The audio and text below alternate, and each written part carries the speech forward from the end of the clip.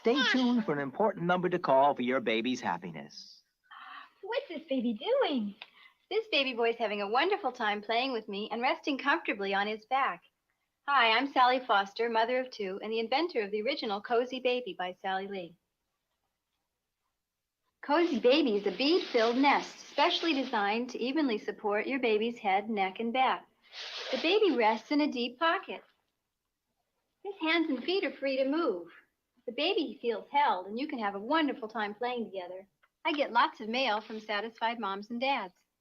Cozy Baby is just wonderful. My grandson loves it. I just received a Cozy Baby for my newborn. As a physical therapist, I fully endorse this item. I think Cozy Baby is the best product on the market. It's perfect for holding her while nursing. To order Cozy Baby for yourself or as a gift, call toll-free 1-800-327-8000 or send check or money order for $19.95 plus $3 shipping and handling to this address. Are the cities of gold real or just a legend? Join Esteban and his friends as they search for the treasure of the mysterious cities of gold. Only on Nickelodeon.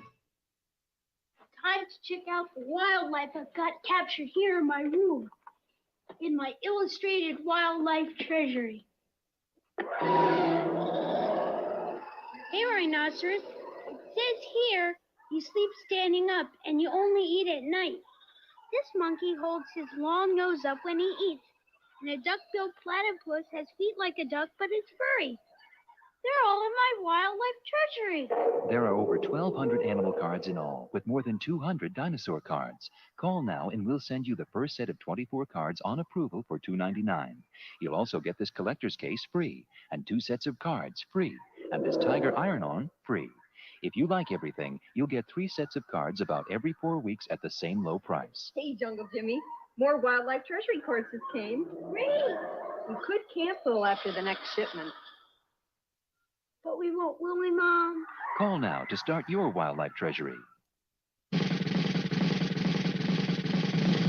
Abracadabra. Some of my favorite words are bologna.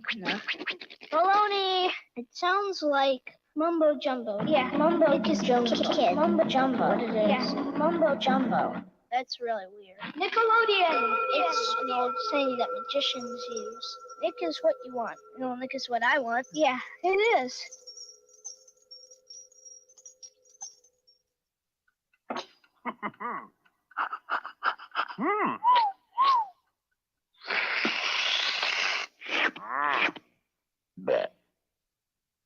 Hi, everybody.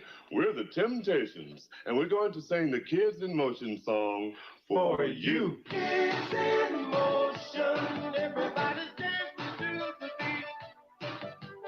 Kids in motion, time to shake your hands and move your feet. Kids in motion.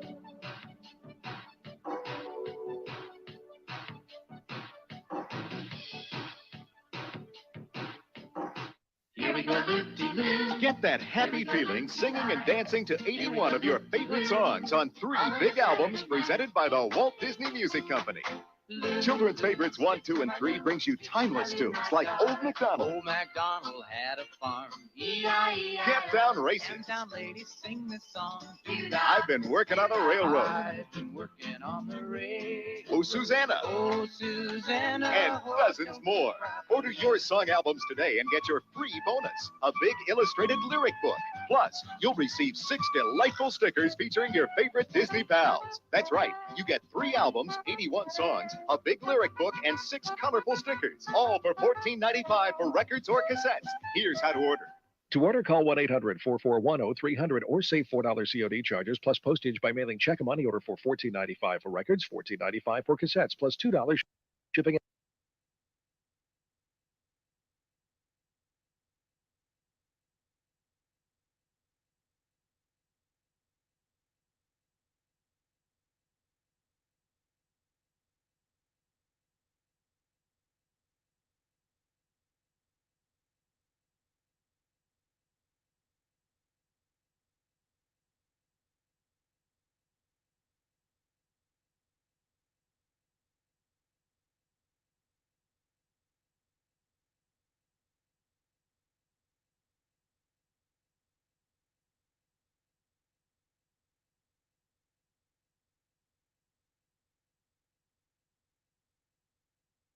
shipping and handling to Disney Favorites, Box 1288, Scarsdale, New York. Visa and MasterCard accepted. The Looney Tunes are coming to Nickelodeon, and to celebrate, we're giving you 3 hours of the looniest tunes we've got back to back this Sunday starting at 9/8 Central. Let's go to party. That's right, Nickelodeon, the network that knows what you want, is giving you more Daffy, more Speedy, more Porky, more Looney Tunes than you'll get anywhere else. Pretty good, eh? Be there as Nick goes loony and celebrates Looney Tunes on Nickelodeon this Sunday beginning at 9/8 Central for 3 straight hours. Brought to you by Ghoul on Nickelodeon, the only network for you.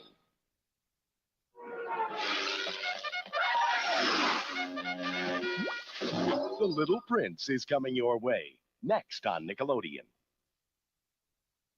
Look, up in the sky, on the beach, in the park. Is it a bird? Is it a plane? No. Yes. Sharon, Lois, and Bram's Elephant Show. Love stuff that we care about. Like singing, like dancing, like messing around. Have you ever seen fruits and vegetables wearing clothes? Watch Elephant land in your neighborhood every day. Oh, Elephant, there you are. On Sharon, Lois, and Bram's Elephant Show, only on Nick Jr. Welcome to What the Experts Say. Today we're discussing the Muppet Babies books. I enjoy Muppet Babies books more than anything else. Agreed, they're great for the imagination. Yes, there's always a moral lesson in each story. Gonzo is the definitive Muppet Baby. Just look at all the trouble he gets into. Hold that thought. We'll be right back after a word from our sponsor. Bring your child the magic of Jim Henson's Muppet Babies. Try your first book, Meet the Muppet Babies, on approval. Pay just $3.99 plus shipping and handling. Return it, owe nothing. You'll get 2 new books about every 6 weeks for $3.99 each. You can cancel after only 4 shipments. Call this toll-free number now and get a colorful Muppet Babies tote bag, stickers, and a love note for baby Piggy, all absolutely free. The gifts are yours to keep no matter what. Call now. Muppet Babies books. That's what imagination's all about. Right, Annie?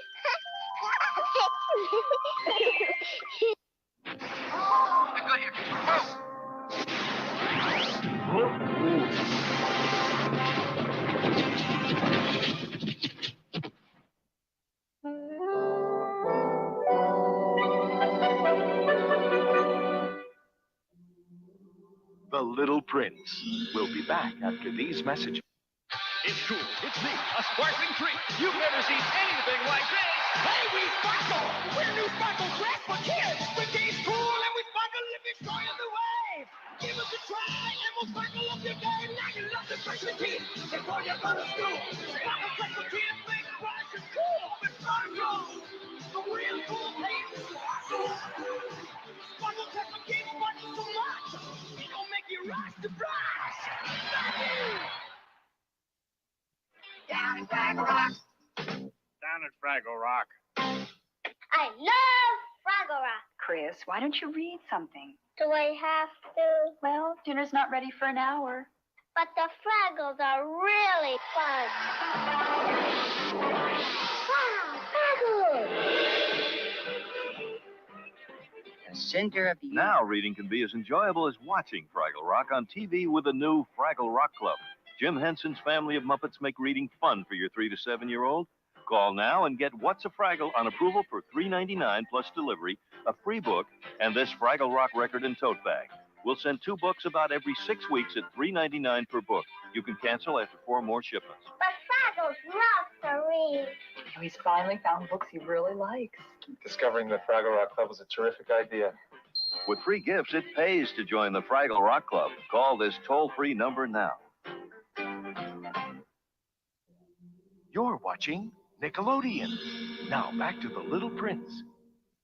Next, travel to a magical place, the world of David the Gnome, here on Nick Jr. Nick goes loony this Sunday starting at 9/8 Central with 3 hours of back-to-back Looney Tunes. Parental guidance is discouraged. The loony side effects might be too much for the average parent to handle. From J2 Communications. Now on home video from a magical land far, far away come the world's most beautiful characters in childhood's favorite stories, the Storytime Musical Treasury. It's a land of enchantment where animals play and the imaginary becomes real. Children will watch these enduring tales again and again.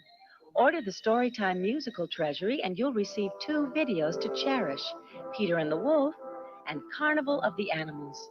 The Storytime Musical Treasury.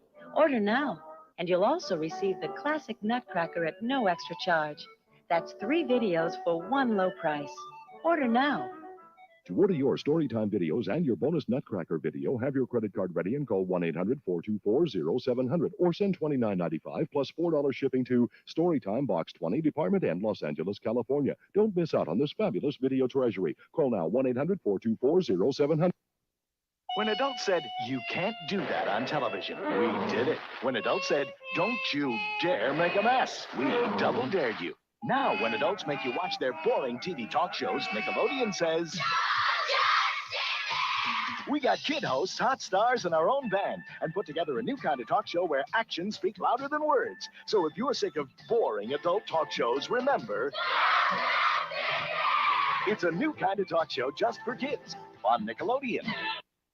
There she is, just sitting there in her shades, relaxing in the sun, and suddenly, the joke's on her. All this month, Nickelodeon presents helpful hints for the practical joker. To help you through the last days of summer, we'll show you how to play the best practical jokes on that someone special at poolside, around the campfire, in your neighborhood, in your camp cabin, or in the schoolyard. You never know when a good practical joke might come in handy. Plus, watch to find out how to enter for a chance to win great prizes. It's helpful hints for the practical joker, brought to you by Whammo on Nickelodeon.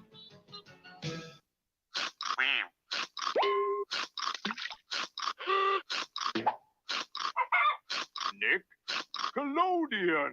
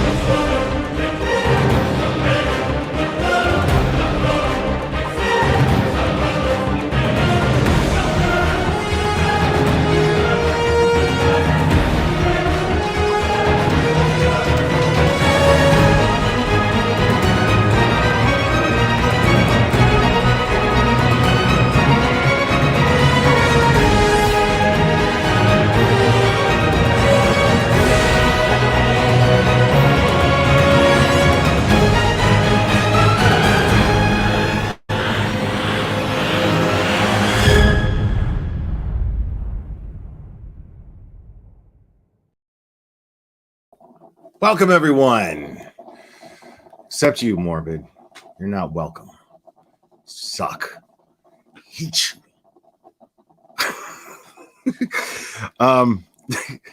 No, yeah, I honestly, like, I was going to start the stream like 5 minutes ago, but I had a problem with my coffee machine, and I was like, oh, well, guess I'm playing more commercials. But I appreciate you guys being here. It's good to see you. Happy Saturday. Happy weekend. Yeah, we're going to have some fun.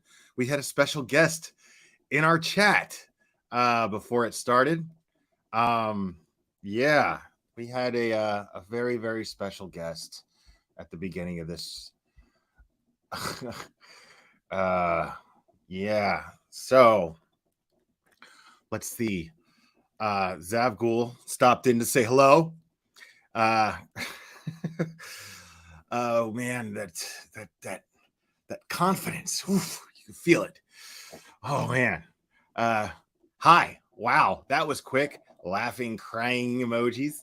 Thought I'd be nice and give you some content, but just make sure you play the whole part of the live stream when I talk about it so it's not taken out of context. Let me explain something to you, Zav Ghoul. I don't take anything out of context here. I might misunderstand something. That does happen sometimes. And if I'm corrected, I'm corrected. And I'm totally cool with that. I have no issues with being wrong, because I'm wrong quite a bit, actually. And because this is the thing. Here, we deal in facts. Okay? We deal in facts, and we deal in sound theories based on facts. This is what we do here. We form our opinions based on your behavior. Okay? Very, very simple. Okay, I don't splice things up. I don't edit things and cut them all up. I just play the shit that you put out there. And then I share my opinions on how I interpret those things. Sometimes people agree, sometimes others don't. It just is what it is. Suck it up. Okay? You're on the internet, you put yourself out there, you did stupid shit, and you're subject to criticism for it. There's no crying about it. Okay? We just do what we do here, and if you fuck up, and you deal with the consequences. None of this. I mean, okay, Sav, please, stop it, Sav, get a hold of yourself. This is not becoming at all. Oh my God, it's just. I'll wait until you're done.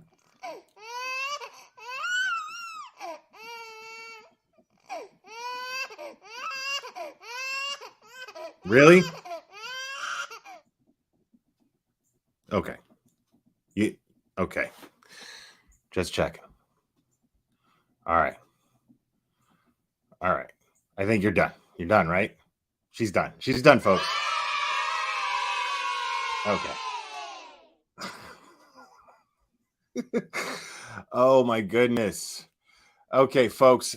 So and yes, as I stated in the chat, Zav, you are welcome up here. Anybody who I review is always welcome up here on panel with me. The thing is you guys never do. This is just really funny to me, because if you had actual conviction behind the shit that you do, then there would be no problem. You would come up here, you would state your case, you'd make me look stupid for interpreting it the way that I do, and it would just be fine. Please convince my chat, convince my audience that you are so greatly misunderstood. Anybody, and here's the thing, and I stand by this. Anybody who actually has the audacious capacity to come up here and talk to me and have a conversation and subject yourselves to direct questions from me, I will treat you with respect simply for being, like I said, audacious enough to come up here. That will happen, A. B, for doing so, I will never review you again. Yes, you heard me correct. Now, all bets are off if you go and do something just as stupid as sharing a kid's autopsy photos and putting it behind a paywall the way you did. All bets are off. You go and do some stupid shit like that again. But just me going over your shit and having a good old time reviewing it, that'll stop. There's plenty of tragedy pimps here on the internet that I can go over, that I do go over, plenty of them. Perfectly fine. I have no problem moving on. So that's the reward. That is what comes from, since, because it clearly concerns you that I go over this stuff. But like I said, if you agree to come up here and have a conversation with me, I don't need to go over your content. We could just talk and ask you certain questions, let you explain this stuff. But I mean, you seem to have explained it plenty with your stream. And I was going to just go over, I was going to go over this stuff later. But I'll start with you since we're already on the subject of you. No, I'm serious. I've said this. The problem is nobody ever does. Nobody's ever had the testicular fortitude to come up here and speak with me directly. They'd rather me just sit there and drag them with their own content, which is just really, really funny to me. I don't understand.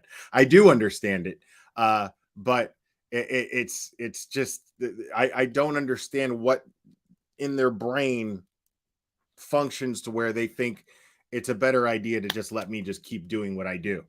I don't know, but we're gonna go over. Yeah, there, there. Jesus, there she is, folks. There she is. Oh my God. Yeah.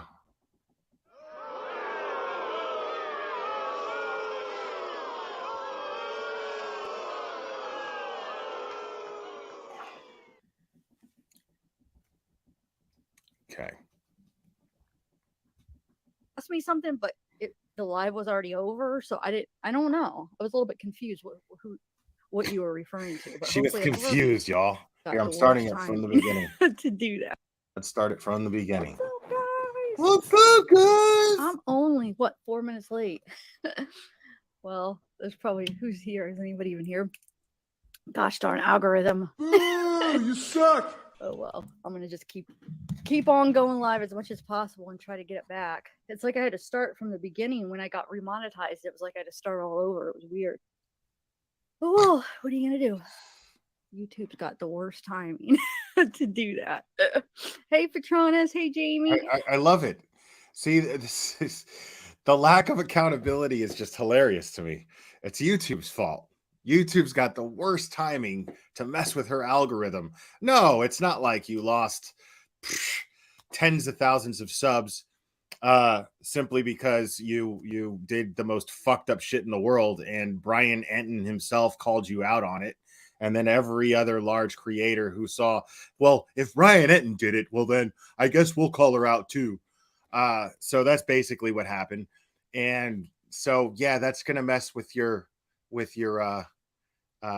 viewership. That's going to mess with your engagement a little. Promise. That's going to happen.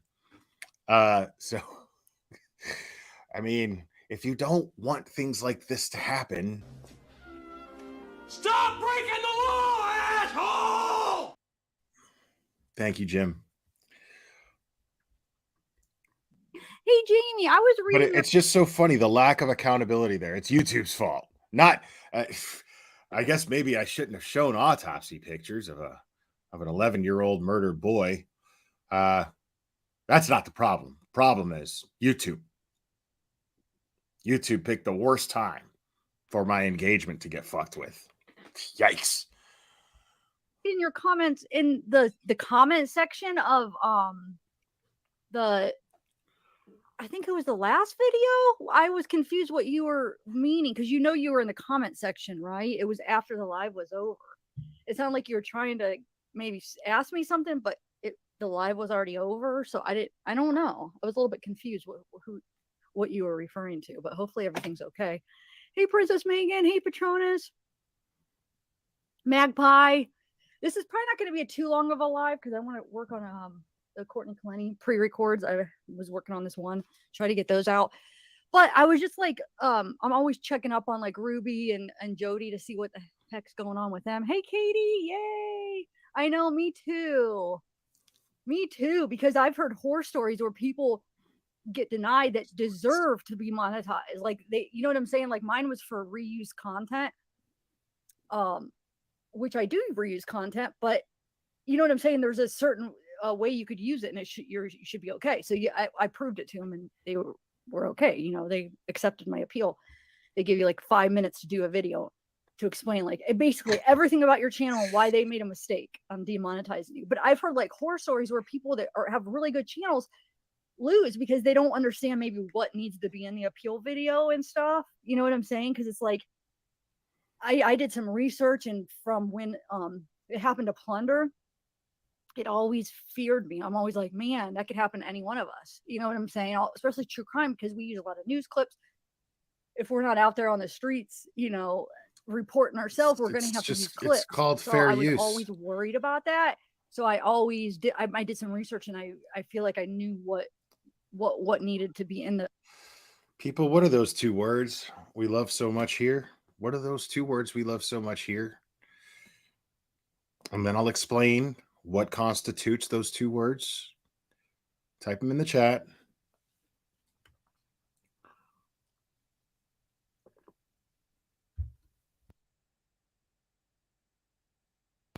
Gerda K. She was the first one. There they go. There they go. There they go. Yes. As long as you are as long as it's news and you're using the stuff for criticism, holla, then you're good. I mean, and it's a bot that does it, man. You know, like it's not some dude on YouTube that's like, you know what, man, I'm just gonna cut this person's monetization off. You know, like YouTube gets 30% of whatever you generate. They're not going to just be quick to shut that off. So as long as you're falling under fair use, then you're fine. And that's all you got to do. You just got to share that that TOS excerpt in the appeal video, but a lot of people might not, you know. So it's like it sucks because they have to wait, and what happens is they said December, so it would have been 3 months I would have had to wait to reapply. And then you have to like almost like revamp your whole channel, delete a bunch of videos, and you don't even know which ones, so you might be getting rid of the wrong videos. So it's like you're wasting all your videos, and they might not even be the right videos, and you reapply and you could lose. So I would have no problem with that. I'm so happy that I was able to. I wouldn't give a fuck. Like if it's got a green dollar sign next to it, you don't delete it. There's no reason to delete it. The ones that don't, get rid of them. Fuck them. Who cares? So what? So what? To win, but like it's just scary because there's a lot of people that don't. I remember when it happened to Plunder, she didn't win the appeal, and I don't even think when she reapplied, I think she lost and did it again. But if you look at other channels, like good channels lose, and it's just because they just maybe not like you have 5 minutes to be able to explain why they made a mistake, so it's hard. But anyway, I don't know, John Doe. But anyway, so my point is I'm sitting there looking up, you know, Ruby Frank. So they're going to be in court Monday, guys. I did shoot. Hold on. I typed it out so fast. Let me fix that. I know how to spell it. I just was typing it so fast, so I probably did spell it wrong. Hold on. Let me correct it. Thanks for telling me. Oh, yeah. I left out a couple syllables, huh? Hold on 1 second. Let me correct that. Oh, hold on. I did it so fast because I was just planning on doing editing my pre-records. Then I saw her other sister came out with a video. I saw the cellmate came out with a comment. So I'm like, you know what? I'm gonna Saturday's a good day for lives. Everybody's home. Shut your fucking mouth! Real quick. And go Shut the fuck up, you cunt! Shut it! And then tomorrow I'm going to be on True Crime Investigates at 7. Ooh. So I like because I like doing lives the weekend. You know, This guy is unfucking believable. I figured, hey, I'll do it. I'll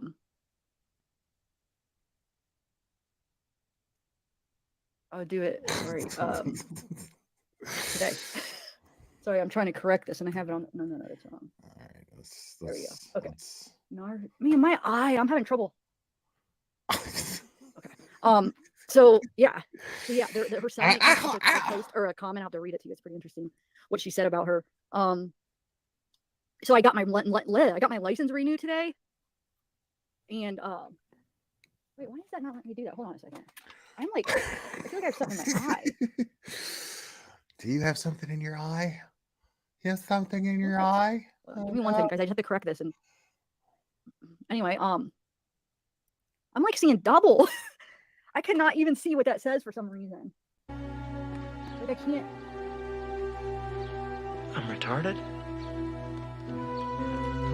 I think I spelled it right. Oh, my God. no, I had to you're do the just eye blind. test, and I could not see that good. And normally, like, I don't have to have glasses for my license. I've never had to. And he's like, line 5, and I couldn't even see any letters. I'm like, I can't see anything. And then I guessed, but I have glasses in the car that I don't Oh really my use. But God, I have to bro. use them, but I never had to legally. Every time I got my eye exam for license, I never had to do it. So I was like, I could go get my glasses. What And the he's like, "No, fuck but are you you probably need it talking next time." about? I don't know how I passed because I could not even read any of the letters except the last bunch. Like, I'm like, I can barely see. They look like Chinese. And I just like guessed on the one side, guessed on the other. I'm like, I'll go get my glasses. I probably need them then maybe. And he's like, no, he's like, you'll probably need them next time. I don't know how I freaking passed.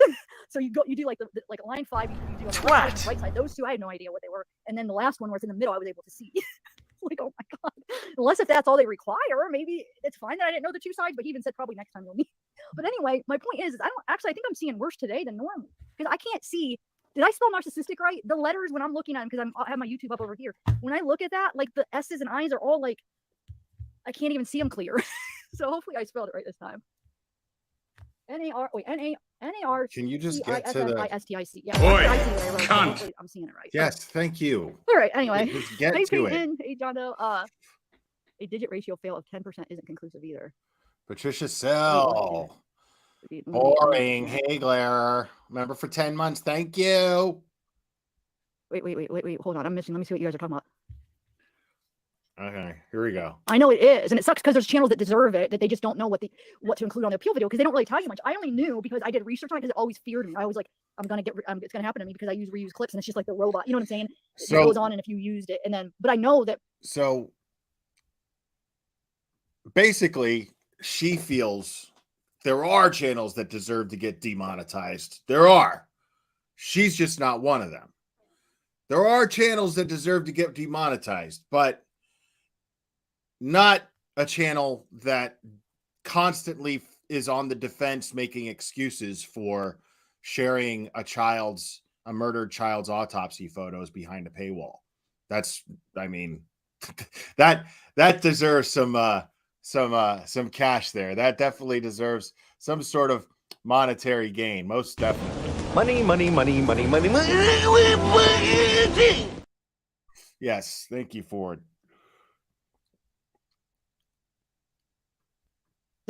But I knew that how I do it would be acceptable. So, but you just have to prove to them in 5 minutes. So I was on it. I actually did it the same day. That morning, I got the letter that I got demonetized. I made the 5-minute clip that day because I was ready, dude. I was ready. I made it and got approved. I said it because by the next morning, it was approved. Oh my God. So I went on but yeah, so something like that. So what I would recommend, we got a super chat. Do use reuse clips that you know I think we got a super chat. You know what I'm saying? There's reasons why you don't just like reuse clips and that's it. You add things. You know what I'm saying? You just Carla, and, like do some research on what they expect for that appeal video, so you're ready because it's like I feel like it's always it's gonna happen to everybody eventually. Like it's just you need to shut the fuck up. Pen or Teller, whichever one you are. Carla. Thank you so much. You don't even have to say anything, Will. As soon as she opens her mouth, we know exactly what you're thinking and about to say. I know. That's why I love you guys so much. Thank you again. Appreciate that.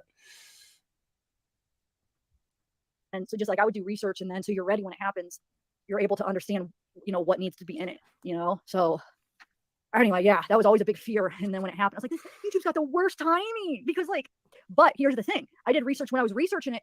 You see other people that it happens to, same thing. They said their numbers dramatically drop. She does research, y'all.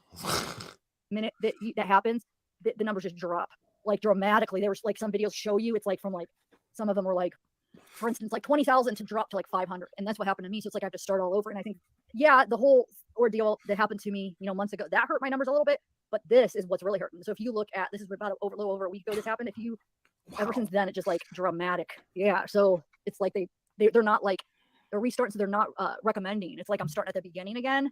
So now I'm like not getting recommended till even like some of my subscribers are like, I didn't even know you're live. Like, please text me. Nobody gets them. So yeah. So it's like it sucks. It's the worst timing now because I was trying to build up from everything that happened, and now this even took me down lower. This actually hurt me more than the other stuff. I feel like. Oh my gosh. So yeah. Anyway. Folks. I think we got a Mom super Smith. chat. Oh, that's not Mom Me. I was about to say Mom Me. I think we got a super chat. Super chat. Super chat. Super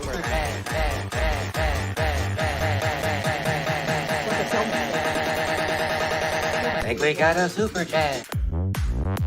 I think we got a super chat. I think we got a super chat. You know what? Actually, the post I was going to read was from Gerda K. Thank you so much. It's not a lot. Just wanted to say thank you for all you do. Hey, stop. just you showing appreciation in any way you choose to, even if it's just in the comment, in the chat, in the comment section, in the video, man. I'm always grateful. Thank you so much. I appreciate it. Don't you worry about that. Thank you so much. On call it the Twitter, but actually, you know what I'm thinking about, it probably actually came from an article. Hold on. There's probably more of it. Hold on 1 second. Let me see. I wasn't even, like I said, I just saw that. So I was like, ooh, cool. I'll do a weekend live. But actually, so now I'm thinking about it, I bet you there's a whole article that has it. If not, I just have the doc thing. But let me see. Okay, yeah, wait. No, I haven't gotten to BHB yet, Amy. Yeah, woman in jail with Ruby said she's seen. Yeah, here. It is a whole thing. Duh. That's where they got it from. Okay. There's a couple good articles we could read actually that are new. Are they? Really? Yeah, let's read this one first. Okay. Let me share my screen.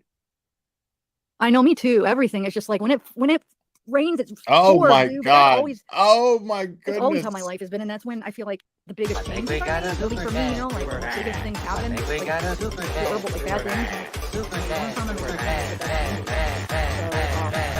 You share my screen. I'll read the little post. I think we got a super chat. I haven't read articles yet, but I think we got a super chat. Okay, so I the think Twitter post, we'll just read first, and then I found a couple articles that I think they took it from. So this says, Monson said Frankie also played mother hen to another woman in their cell. Who Frankie Leslie Kohler, thank you so much. When she speaks, it makes my head hurt. And thank you for the PayPal yesterday. I appreciate that.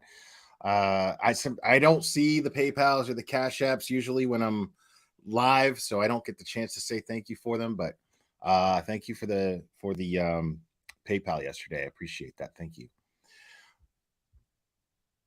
I'm curious as to what is the source here? Frankie believe was going from. Okay, so the Twitter post, we'll just read first, and then I found a couple articles that I think they took it from. So this says, Monson said Frankie also played mother hen to another woman in their cell, who Frankie believed was going through drug withdrawal. Frankie was tucking the blankets under her and So gossip then, basically. Gossip. So a clipped article posted on Twitter where you don't even know the source of the article, right? You haven't even shared the source of the article, but this is your source for information. Okay. Mothering her, nurturing her, Monson said. Frankie also carried a Bible with her a lot of the time. She kept holding it to her chest, and she closed her eyes, Monson said. At one point, Monson said she saw Frankie crying. When she asked her what was wrong, Frankie said, I just miss my kids. Monson said she doubted Frankie's sincerity, though, saying her emotions seemed to have no depth and that she seemed completely narcissistic. And then here's this article. Hey, Teresa. And I love it. I love it too, because it's you know, someone sharing a cell with her, someone who most likely wouldn't even have enough credibility to sit on a stand in open court. But we're supposed to just take that like it's gospel. Good. Like this is your content, really? That a cellmate made the observation that she's narcissistic. I mean, I think all of the content that Dad Challenge podcast has been going over for the last 3 fucking years kind of says is that she's pretty narcissistic. I don't think we need to hear the fucking cellmates diagnoses. Yeah, it does. Hey, Mr. Robot. Yeah, this is for Ruby Frank and Jody Hildebrandt. Frankie. God, I always forget to add that extra. So Ruby Frankie and Jody Hildebrandt, the two that got arrested for CA, for starving Ruby's kids and tying them up, and he had wounds on them and malnourished. Like, just, yeah, she was a big YouTube. She had a big YouTube channel with millions of subs that she took down last year. 8 passengers. I guess there's a little bit of a debate whether she took it down or YouTube took it down, and then she joined up with Jody, and they had this thing called Connections, like Moms of Truth, where they gave out like horrible parenting advice, in my opinion, mixed with good stuff. But of course, like cults and manipulations, you have to have good things in there to draw people in. So there has to be some things that make sense to actually be able to draw people in, and then you sprinkle like craziness and, you know, mix with it. So then, because if it's all just crazy, nobody's gonna want to join. You want to get like people. So you have things that do make sense in there, but then it's mixed with crazy stuff. But yeah, so there's this article. So yeah, what I just read was Ruby cellmate said that about Ruby. So basically, didn't buy her like sadness for her kids and stuff, and her caring for her kids. She said she thought it seemed fake or whatever. So it says a woman in jail with Ruby Frank said she seemed smitten with Jodi Hildebrandt and was upset they didn't share a cell. A woman who spent 3 nights in jail with Ruby Franke told Insider about her experience. Yeah, this is the same one. Here, actually, let me make this bigger. This down. Okay. So Deborah Monson told Insider Franke was really concerned about being separated from Jodi. She said Franke seemed almost childlike and smitten with her. A woman who shared a jail cell with Ruby Franke for 3 nights said Franke seemed fixated on her YouTube partner Jodi Hildebrandt and complained that they were held separately from one another. Deborah Monson, 52, spoke with Insider about her stint in the custody of Washington County Sheriff's Office in Utah at the same time as Franke and Hildebrandt. Monson was arrested on August 31st on allegations of petty theft and drug possession. She told Insider she is innocent and will fight the charges. She was booked the day after Franke and Hildebrandt were arrested on suspicion of aggravated CA. Franke is a famous parenting YouTuber who launched the channel 8 Passengers along with her husband Kevin, documenting her life with their 6 kids. The channel closed early this year, and Franke switched to helping front Hildebrandt's channel Connections. Monson said she spent around an hour with Hildebrandt at the start of her stay in the Purgatory Correctional Facility. Reluctant healers all behind. Spent time with Hildebrandt too, followed by 3 nights with Franke. We love you anyway. As of Thursday, both Franke and Hildebrandt were listed as still being in jail. Insider contacted representatives of Franke and Hildebrandt, but neither responded. Monson said she had no idea who they were at the time and only realized after she left and her family was talking about them when they got home. Monson described both Franke and Hildebrandt as really tight-lipped, but she said she had a lot of time to observe how Franke behaved. Most notably, she seemed distressed that she and Hildebrandt had been. I really got a super chat. Like an intimate relationship more than friends. I think we got a super chat. Like even on Ruby's, I think we got a super chat. Changed in a relationship with Jodi. I mean, I don't know anybody who does that just for a relationship. I've never seen that, which is fine. But the thing is, it's fine by me. But what I'm saying is they are preaching against that. So that's why it's really hypocritical because. Shut up. All right. So Okie Crime News, thank you so much. Says, hope you're having a good Saturday. I am having a good Saturday. I can think of worse things, much worse things than be here hanging out with you guys. And Lindsay G, thank you so much. Needed to see a video of Zav's significant other. I don't know what that means. I don't, but but thank you. Appreciate it. Why are you calling me a dick, man? Fucking hurts, dude. Coming from you, shit fucking hurts, bro.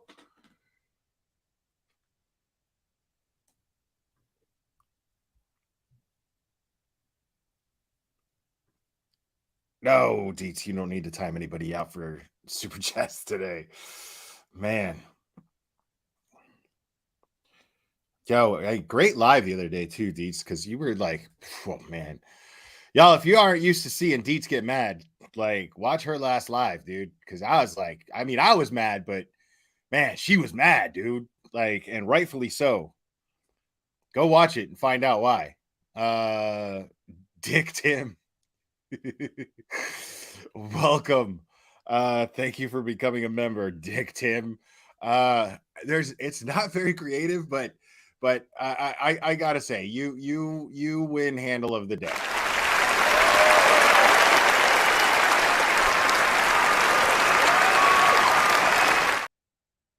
Thank you. Yes.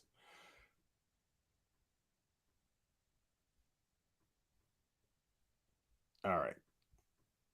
You know, if you saw Jodi's niece, she went through all this punishment because she was gay. You know what I'm saying? So it's like they teach against it, but yet I think behind closed doors, I think they're in a relationship. I really do.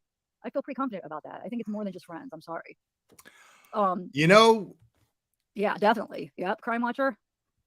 I'm gonna go ahead and trust my gut that Zav Girl's gaydar is probably on point. Okay. And growing up in Miami, my gaydar is pretty on point too. And I'm gonna go ahead and agree with her on that.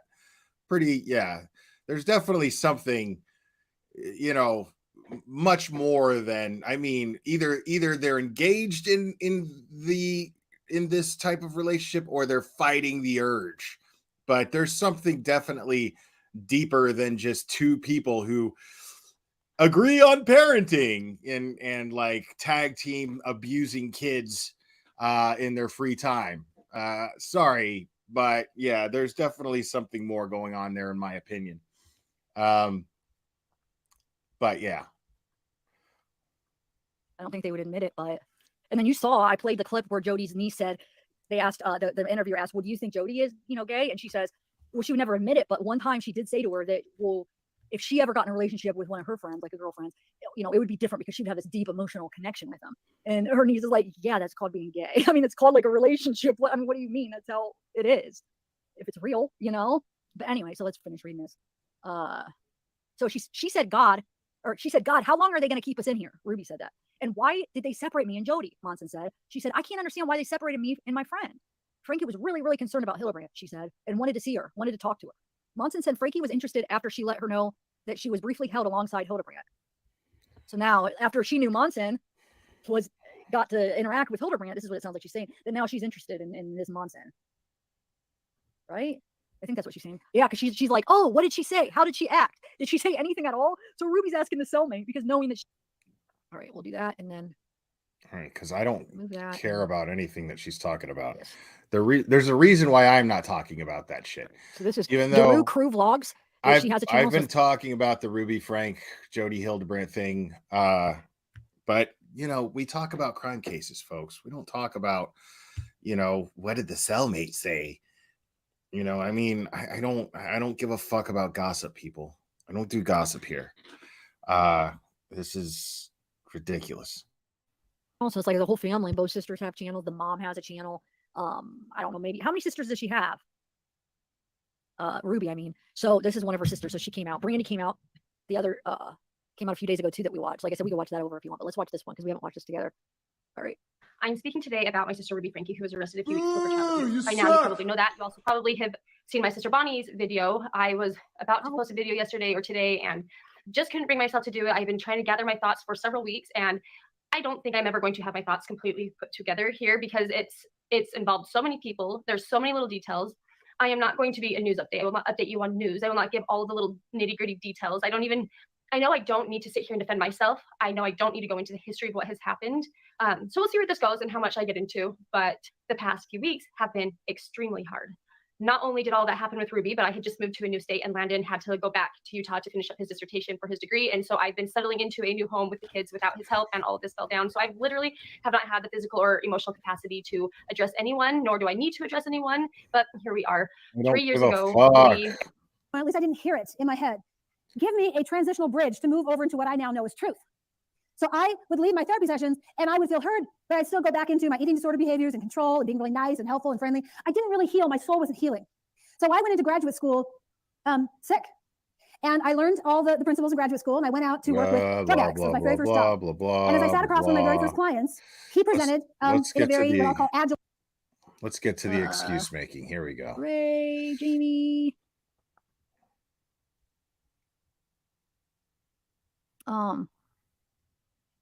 What are you guys talking about?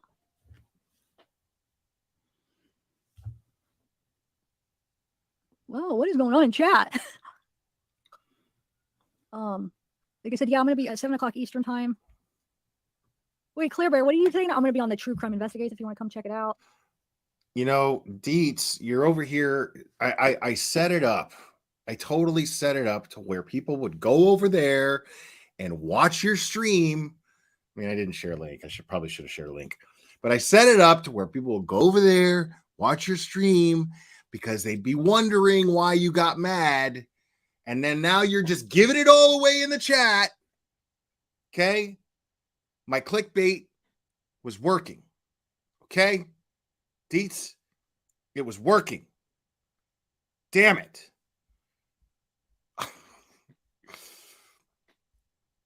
Oh, Amy Lynn, thank you so much. Remember for a month. Hey back. Appreciate it. Oh, no, not again. Not again, Ryan. Don't do it, Ryan. Don't do it, Ryan. Oh, my God. I think we got a super chat. Super chat. I think we got a super chat. Super chat. Super chat. Super chat.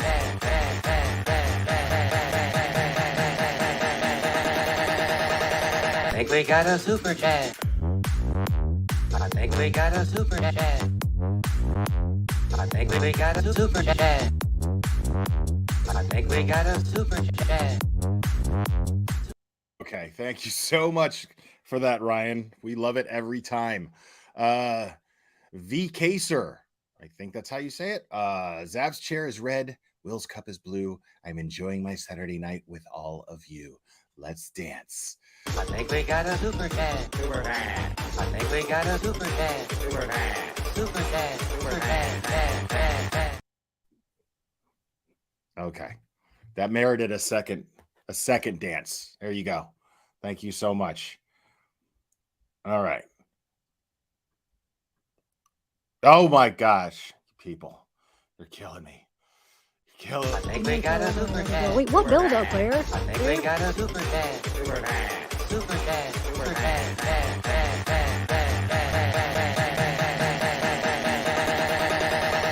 I think we got a super chat. I think we got a super chat. Carla, thank you so much. Hearsay. And if I forgot to say thank you to VK, sir, thank you. Hearsay isn't admissible in court. Real true crimers know that. Okay, it's really the jingle for me. Can't help but busy out in dance moves when it comes on. Yeah, same here. Like, you can't see me when it's happening, but like, I'm rocking the fuck out every time. Straight up. No lie. Oh my goodness. Oh, 843 Amy, member for 11 months. Thank you so much. Appreciate that. All right. I'm lost on what you guys are talking about. All right, bye, Carrie, Katie, Scooby Life, Jamie, Patronus. Oh yeah, man, I'm working on another Courtney Clenny video too. So you guys, those of you that are following that case, look out for that. Like I said, I have a lot more I want to do on that from the records request I got and stuff. So, oh yeah, Katie, for sure. Bye, John. Thanks for all the super chats. You're too generous. Bye, Karen. Yes, Rainy Joe. It's so nice to see you. Crime Watcher. Crime Watcher Jai. Wait, how do you say that? Jaw? Right? You're Jai. But you've been awesome. Mr. Rosebud, Big White Horse. Sean, if you're still here, thanks for your experience with her. Did you say you do have any screenshots of the conversation by any chance? I really would like. Jay. Oh, Jay. Crime Watcher Jay. Okay. I like that spelling. It's a cool spelling of it.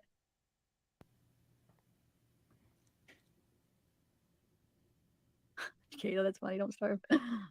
Tina Tucker. Oh, thank you, Peyton. Bye, Sarah. No, I'm not banned, but I guarantee because I still, when I got the trial public records for her case, obviously. I mean, that's the whole thing. So I still had more stuff, but I never got to finish uploading everything I had because I just don't want to deal with the hate, because for some reason I wouldn't be allowed to do it. I'm sure they'd be like, if I finished or if I ever covered it, I'd get crap like, oh. Nobody here hates you. At least I don't. Like, I don't hate nobody. I just think you're fascinating. I'm just trying to figure out how your brain works.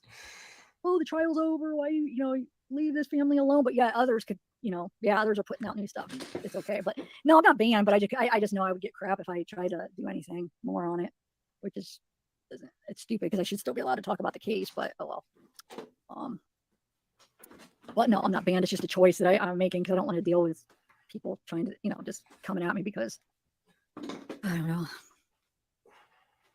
Yeah, they would. It'd be like, oh, because I got a lot of crap even like before that whole other, the autopsy thing blew up.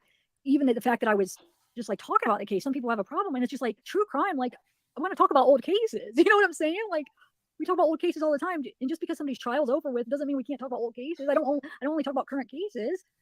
Like, there's a lot of channels you can find that play like interrogations from old cases years ago. True crime, like, I'm gonna talk about old cases. Some of them are interesting, and you know what I'm saying? I like digging into old cases, and you could always learn new stuff about them. And even if it's like, the person's already been convicted, I mean, you can always learn new stuff, and it's just interesting to learn about cases. You know what I'm saying? So that I never understood that. Like, when I get crap about like talking about cases that are already done, it's like, no, what do you mean? A lot of true crime, a lot of us talk about old cases, but it's weird. Yeah, I know. But I think it's just best if I don't, at least not right now, talk about that case. I'm not gonna say forever I won't, because I just feel like with Letitia, because of how like crazy she is, I feel like she is going to consistently make the news and do crazy stuff in prison. So, you know what I'm saying? So I do feel like eventually, I would like to be able to, and then if years from now or whatever, she does do something that makes the news or whatever, like, I'll cover it because, but yeah, just right now, I feel like it's not the best time. Oh yeah, they are. Yeah, I still get emails, and not as many, of course, and comments. Yeah, people think I I deserve. They think that I deserve to be in prison for the rest of my life. When what I did, there was nothing illegal about what I did. Everything was legal. It was a public records request. But like people are like comparing it to Letitia, like somebody murdering their kid or their stepkid. Murder. That what I did is equal, and that I shouldn't be allowed around little kids. Like that's how far people are taking it. Yeah, and that I should be in prison for the rest of my life. A lot of them, a lot of them go to the fact that I should be dead. That I should be, me and my family, because my mother, you know what I'm saying? My parents, they should be dead because they had me. Like that's how, and they don't see how. This is just fantastic. Okay, so you saying that stuff and wishing that stuff on somebody is okay. Okay. Your intent is, your intent. Sorry, I had to I had to fix my coffee situation because yeah, it got complicated.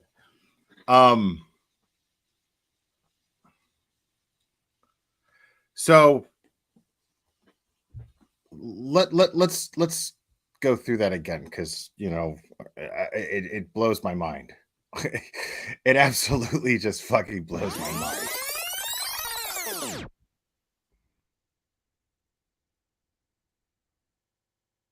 I don't only talk about current cases. Like there's a lot of chances will come. I'm sure they'd be like, if I finished or if I ever covered it, I'd get crap like, oh, the trial's over. Why leave this family alone? But yeah, others could, others are putting out new stuff and it's okay. But no, I'm not banned. She always does this. She always talks about the others that are doing certain things. See, here's the thing: is I don't agree necessarily with.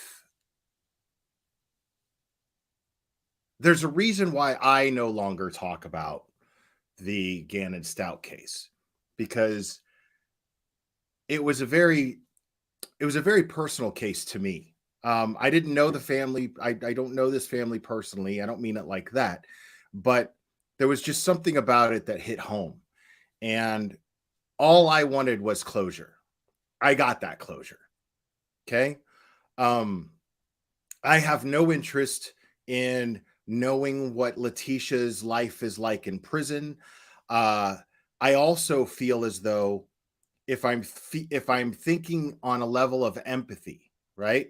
If I'm thinking empathetically, I feel like the family isn't interested in knowing what's going on with Letitia either. I have no doubt in my mind that Landon nor Al are even remotely interested in what the fuck is going on with Letitia in prison. They just know she's there, and they're only going to be concerned if there's any chance of her getting out. But other than that, I don't think they give a shit. I don't give a shit. I got my closure. Justice was served. Period. I waited 3 years for an outcome in this case. I waited 3 years for closure in this case. I got that closure. But besides that, I don't need to get anything else from that. And I'm not going to rehash it because I know that there's a lot of people out there who have such a hatred for Letitia, and that's understandable. A lot of people just hate Letitia Stout. I get that. So people just want to keep talking about her. But the thing is and I'm saying this to all true crime creators, because there's true crime creators out there that are still doing it who I like, who some I might even consider friends. And they're continuing to talk about Letitia Stout and this and that and so on and so forth. For me personally,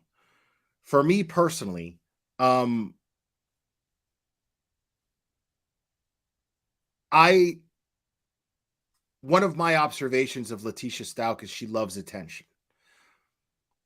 I hated that she was getting as much attention as she was. She was getting the pleasure that she was getting from the attention that she was getting from the trial. That bothered me, that she was getting such pleasure from that attention. And so moving forward, I don't see any reason to give her any more attention. I feel like that's contributing to her feeling like a celebrity to some degree. I don't want to contribute to that. And I don't, and honestly, to some degree, I think it's disrespectful to Landon and Al. And even Harley. Definitely Lena. I feel it's disrespectful to this family. I don't think it's directly disrespectful. I don't think that they're being mean and cold about it.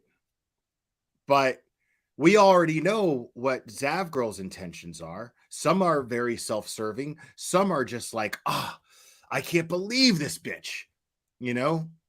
And they just feel very, and I get that. And that's why I don't call them out, because I get the genuine hatred for her. But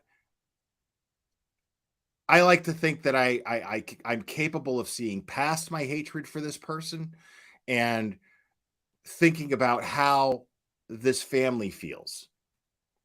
And, you know, I follow Landon on Facebook, and she's a very kind, sweet person.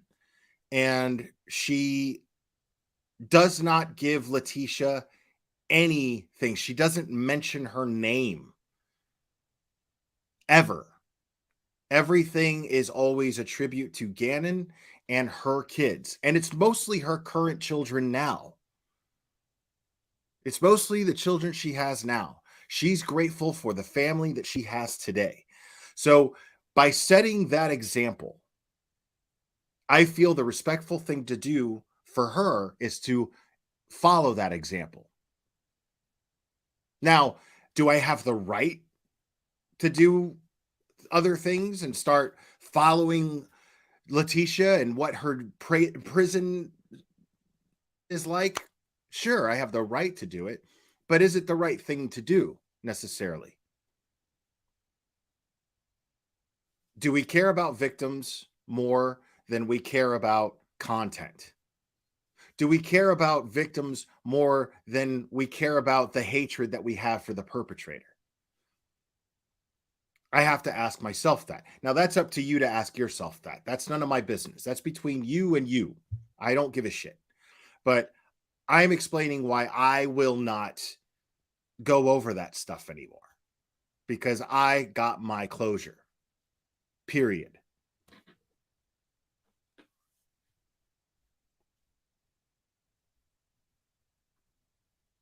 I just know I would get crap if I tried to do anything more on it, which is, it's stupid because I should still be allowed to talk about the case, but oh well. Okay. Okay. No.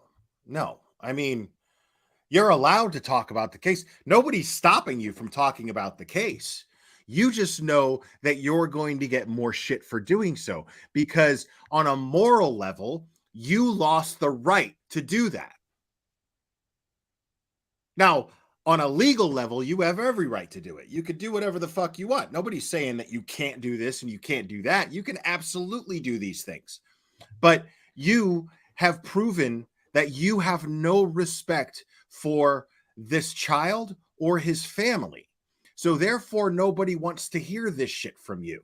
You think that all of a sudden, at some point, by you whining and making excuses up here about your actions, which you continue to do, which, by the way, the more you do that, the more it shows that that apology video that you put out was 150% bullshit. Totally inapplicable. Nothing. It's just hot air. Nothing. So you don't regret anything. You still don't feel like you did anything wrong. And you still feel entitled to talking about this poor child and his family. And you're just simply not. You're entitled to shit. You are entitled to shit. Well, no, I'm not banned. It's just a choice that I'm making because I don't want to deal with people trying to, just coming at me because I don't know. Those people coming at you have every right to do that, because those people, many of them, feel exactly the way that I just described as to, like, as far as why they feel that way. That's the reason. A lot of people feel the same way that I do for those same exact reasons. And those people, such as myself, have every right to come after you for it, for those reasons, because you have no respect. You have no respect for this family. You have no respect for that victim. And you have no respect for those of us who actually felt a very strong sense of empathy for this victim and his family. And so that gives us the right to come after you and criticize you. So don't sit here and make yourself out to be a victim in some way because people are expressing themselves and defending their own feelings.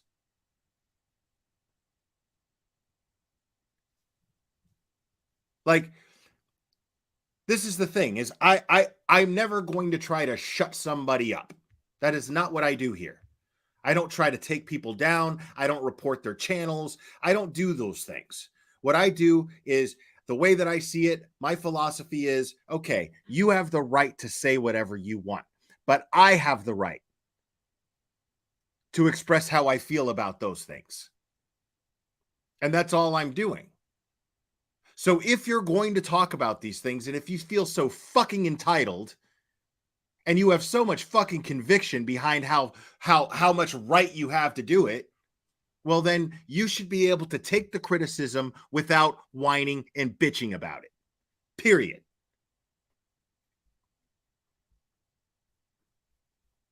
Yeah, they would. It'd be like, oh, because I got a lot of crap even like before that whole other, the autopsy thing blew up.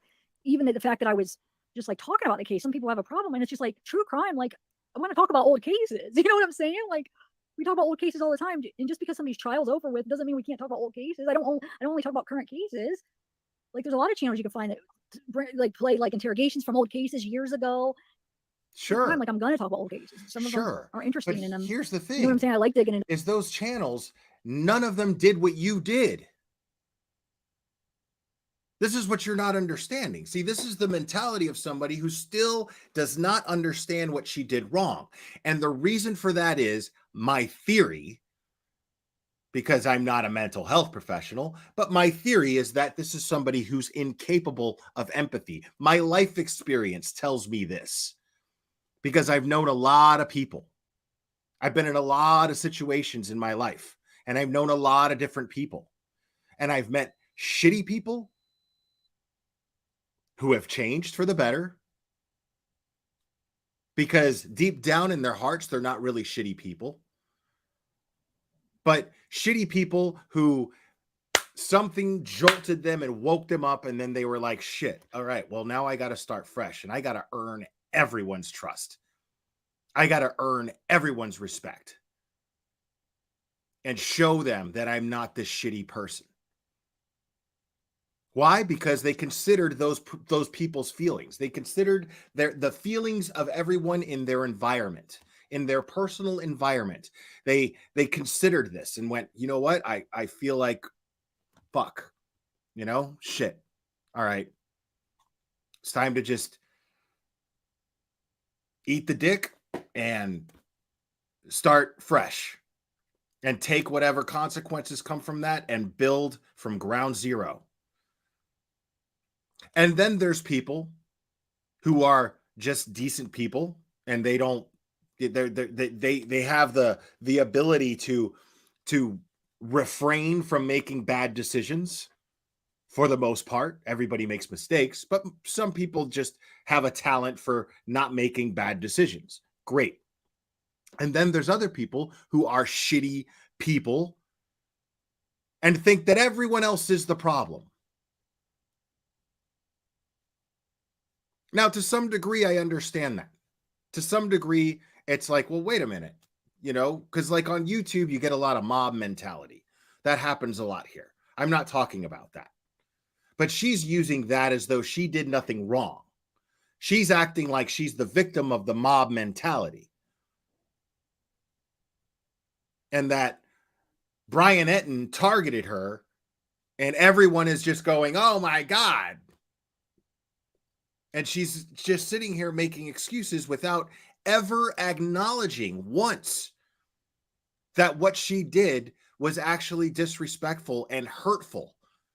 Even after Landon publicly spoke on it, she refuses to acknowledge how her actions have affected this family.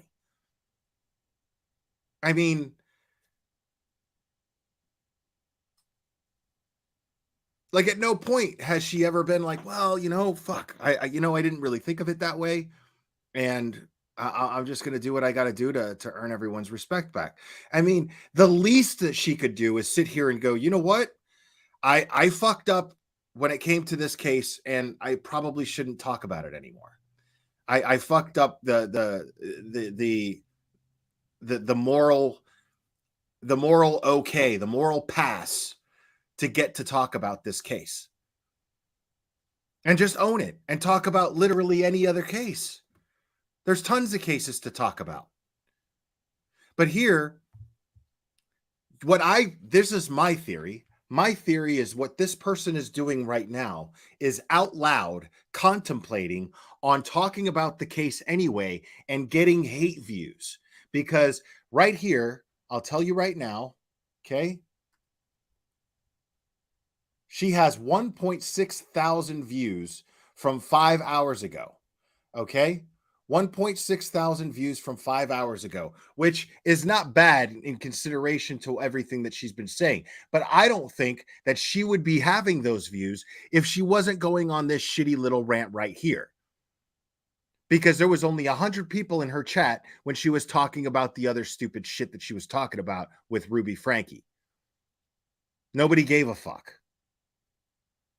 But here, she's watching her chat fill up because she's talking about something that she knows is controversial and she knows people are going to pay attention to and wait for her to say something shitty. This is what she's doing. And so right now, out loud, she's contemplating whether or not she's going to just run with that because she is desperate for views.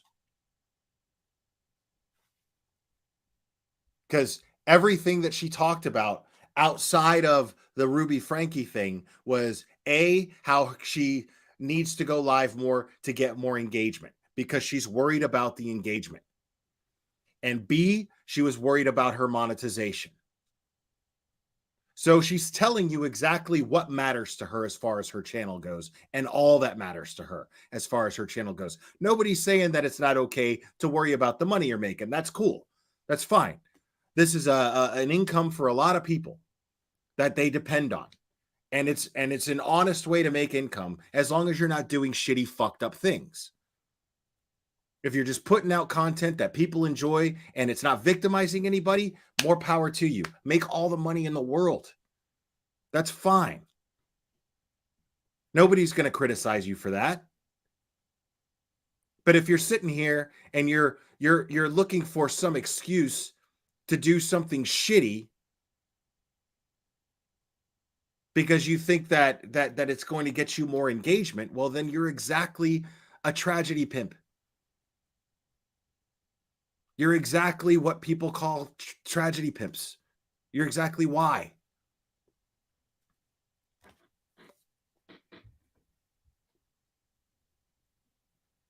Yeah, and that's a weird thing, Nicole Mobley. I all of a sudden was why is everyone all of a sudden, because I'm getting a lot of comments now on my video that I did on the Critical K with Amy Lang. Is Amy Lang something now all of a sudden? I'm curious about that. I'm wondering why I've attracted new subscribers based on that video that's months old. Because I don't even know what the fuck's going on. Get into old cases, and you could always learn new stuff about them. And even if it's like, the person's already been convicted, I mean, you can always learn new stuff, and it's just interesting to learn about cases. You know what I'm saying? So that I never understood that. Like when I get crap about like talking about cases that are already done, it's like, no, what do you mean? A lot of true crime, a lot of us talk about old cases, but it's weird. Yeah, I know. But I think it's just best if I don't, at least not right now, talk about that case. I'm not gonna say forever I won't, because I just feel like with Letitia, there is like, because of how like crazy she is, I feel like she is going to consistently make the news and do crazy stuff in prison. So you know what I'm saying? So I do feel like eventually, unreal. I would like to be able to, and then if years from now or whatever, she does do something that makes the news or whatever, like, I'll cover it. Because but yeah, just right now I feel like it's not the best time. Oh yeah, they are. Yeah, I still get emails, and not as many, of course, and comments. Yeah, People think I deserve. They think that I deserve to be in prison for the rest of my life. When what I did, there was nothing illegal about what I did. Everything was legal. Now I Public want to records clear recorded. this up because I don't know. But like people I are want to be clear. I've gotten a lot of mixed. People have I've got a lot of mixed things being said about that. I don't know if Gannon was blurred out, if his privates were blurred out in those pictures. That's a concern for me, honestly. But the main concern, I mean, an autopsy picture, that's going to happen. Autopsy pictures, that's going to happen. And I'm not justifying that. What I'm saying is my main concern is just the overall. That's just being an aspect. I don't want that to be the only focus as to why that's fucked up. Even if she did blur out those his privates, that doesn't. I mean, there's no reason why she should be sharing those photos with her Patreon members for sheer entertainment. The family deserves to have their child.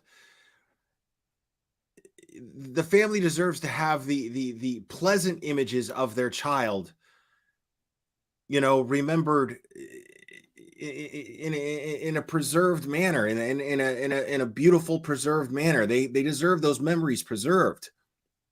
They don't want to remember their child the way that he was found in that suitcase. And I'm not even going to get into the details anymore. We've talked about it before. There's no reason to keep going. But I'm not going to describe in detail the condition that this boy's body was found in. None of that should have been displayed. Whether she blurred the privates out or not, you know, is kind of irrelevant to the overall disrespect of what she did.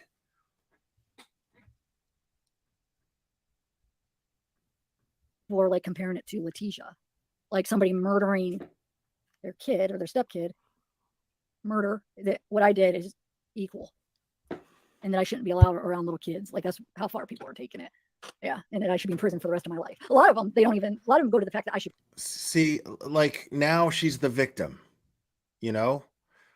Dude, when you piss off a mass amount of people, now I'm a rational person. I'm not gonna say stupid shit like, oh, well, you belong in prison for the rest of your life and you should never be around children.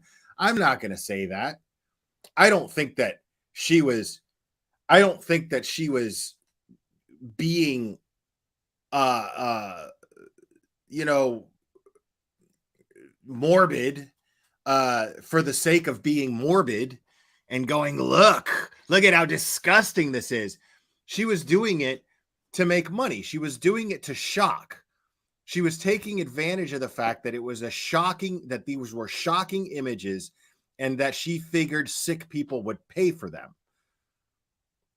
She's like a kitty, and I'm not saying that's what this is, but I'm just using an analogy here. Like a kitty porn dealer who's not a pedophile. You know what I mean? That kitty porn dealer just knows that there's a market for it and just decides to pimp the shit out. That's what I'm comparing her to. I don't think that she got any pleasure from looking at those pictures. I think that she saw that there was a market for sick fucks that got pleasure out of looking at those pictures and charged money for it. Took advantage of the market. That's what I think happened. So no, do I think that she should never be around children again? I mean, that's irrational. For all we know, she's an auntie, and you know she gets along great with her nieces and nephews. Who knows? I don't know. I don't give a fuck about that. I don't give a fuck about her personal life. What I'm talking about here, and my focus, and my only focus, is her lack of accountability. Her lack of a sense of accountability to where she just doesn't seem to think that she did anything wrong here. That's my focus. That's all I care about. Because she's going to do something like this again. Guaranteed. That's why I'm staying on her like a fly on shit. Because it's just a matter of time. And I want to be there to continue to discredit her. So that people don't look at her like, oh, well, what you did was okay. It's important to me to discredit people like this. Like, I could see, I mean, I wouldn't even really be talking to her if she actually genuinely realized that she did something wrong, but now it's too late for that. She had so many opportunities to show a genuine remorse for what she did. And here we are months later, and she's still making excuses for what she did and making everyone else to be the problem and not herself.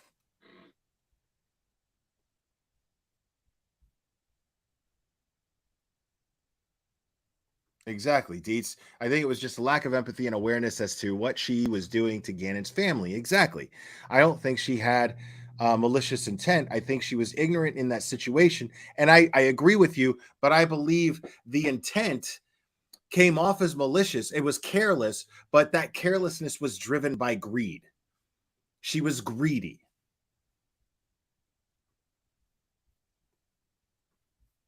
I should be dead. She's not a Ted Bundy type. She's an Iceman type, if that makes sense. The motive is different. If she were a killer, she wouldn't be Bundy or Dahmer. She'd be Iceman, whatever the fuck his name is. She would be Whitey Bulger, Sammy the Bull. I should be me and my family, because my mother, you know what I'm saying, my parents, they should be dead because they had me. Like, that's how, and they don't see how. Okay, so you saying that stuff and wishing that stuff on somebody is okay. Your intent is, you intentionally are meaning harm on somebody, when my intent was I made a mistake. My intent wasn't to harm anybody. You know what I'm saying? But you are. No. Do I think that them saying those things about her is okay? No, I don't. No, I don't think it's okay for her to people to say that. Well, I think it's okay to say it because, I mean, it's not like she's going to end up in prison. I think it's fine for people to feel that way. I think it's fair for people to feel however they feel. Do I agree with it? No, I don't agree with. I don't agree that she belongs in prison. I don't necessarily agree that she should never be around any kids. But what she's not understanding is that these people's feelings are justified, and she elicited those feelings from those people. She's accountable for eliciting those feelings. Therefore, she doesn't get to whine and bitch about the fact that these people are expressing their feelings the way that they are. Simple. Or yeah, I don't know. It's just people are. I don't know. Anyway, okay. Yeah, Kayla, on a good note. Sorry, I didn't mean to get all into that again. Yeah, you did. But like I said, yeah, I made a mistake, and we're human, people make mistakes. It's like the best is people are like trying to tell you what to do. Well, you just need to like go offline, remove yourself from any social media, and remove your channel, delete your channel. That's what you need to do. It's like, yeah, but let's talk about her using the word mistake to describe what she did. Let's deep dive into why she feels it was a mistake. Because here she is, every word coming out of her mouth is some sort of justification for what she did. So therefore, every other word besides that is how it's being reacted to by people. So she feels it was a mistake to do it because of the reaction she's getting from people, not because of how she affected those people, but how she's getting the reaction. That's why she thinks it was a mistake. And that's the root of the problem. And she just does not seem to understand this. Well, you just need to not exist. So there's some levels where like physically kill yourself. I'm going to bomb your house. I'm going to, and then some people go to level, just remove yourself socially and on the internet. You should not exist online and stuff. It's like, so there's different levels of it, but yeah. But yeah, I still get it. Like I said, just not as much, but I'm still getting it. No, I didn't get. I think I did gain some, but I lost them. I was losing them more than gaining. So I didn't know because so to me it was just went down. So, but I think I did, maybe gain some, but like the amount I lost was way more. So yeah. Yeah, and then people, I love how the best were people that would email me my full name and they acted like that it was going to scare me that they knew my name because. Yeah, no, that's some JLR bullshit right there. Oh, look, I know who you really are. Like, I don't agree with that shit either. That's just bullshit. Like, it doesn't merit threats. If you guys are emailing her with veiled or direct threats, either one, you're an asshole. Knock it off. You're a fucking asshole if you're doing that. Get a channel, be creative, and just fucking review the shit. Express your feelings. You don't even have to be funny. You don't even have to be creative in doing so. You just do it. Right now, I'm just pissed off and ranting. I'm not doing anything clever. I'm just making simple points. That's it. Anybody can do that. You can do that rather than, emailing her with either direct or veiled threats. That's cowardly bullshit. That is just coward shit. You're a coward and you're an asshole if you're doing that. Because they act like I'm trying to hide who I am when I've been very open with my name. I don't have my name as Avril because I'm trying to, I don't want anybody to know my real name. It was just something that I don't know, it's part of my last name, and a lot of people don't just use their name for YouTube. It's fine that you can, but like a lot of people just try to like come up with a different name. But it's like people thought that I was trying to like, oh, nobody knows who I am. So it's like, and try to look at it this way. If I know name. It's like, no, I've said it. If I just referred to you as a coward and an asshole, okay, try to look at it from this perspective if you can, okay? Because yes, I stand by that. If you do that, you're a coward and you're an asshole. But try to look at it like this. What is she doing now? Now she's playing victim. Now you gave her ammunition and fuel to play victim. Now she has idiots feeling sorry for her because of you. You gave her ample reason to play victim. And you don't even have to do that. I have not given her any ample reason to play victim. I am merely holding her accountable verbally for her actions. Anyone can do that. And she doesn't get to go back and go, oh my God, the Glare attacked me, because everybody's going to look at her and go like, look at what you fucking did, stupid. Nobody's going to be like, oh my God, the Glare, he attacked her. Only a moron's going to do that.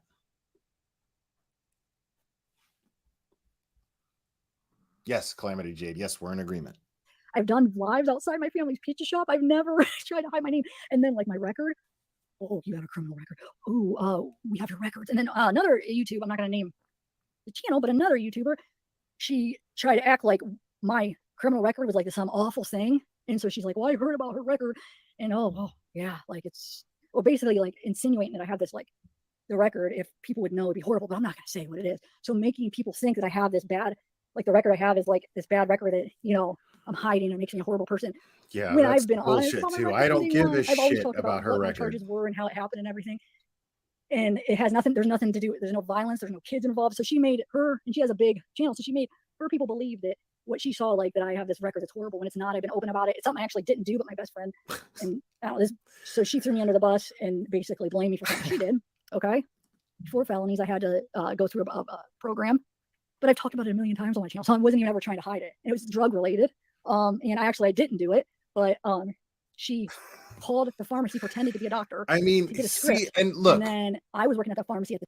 And look, this is really, really funny too. This is very, very, very hinky, funny in the hinky way of looking at things. Strange, interesting, fascinating.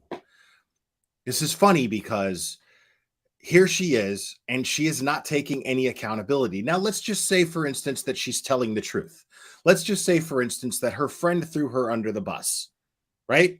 Let's just say, for instance, that she's completely innocent of those charges, and she went through a program, and she paid her little debt to society, and then they expunged her record, and great, right? But she was innocent, and she's telling 100% the truth. I don't believe her. The reason why I don't believe her is because she has shown that she is absolutely incapable of taking any accountability for her actions at all, ever. She can't do it.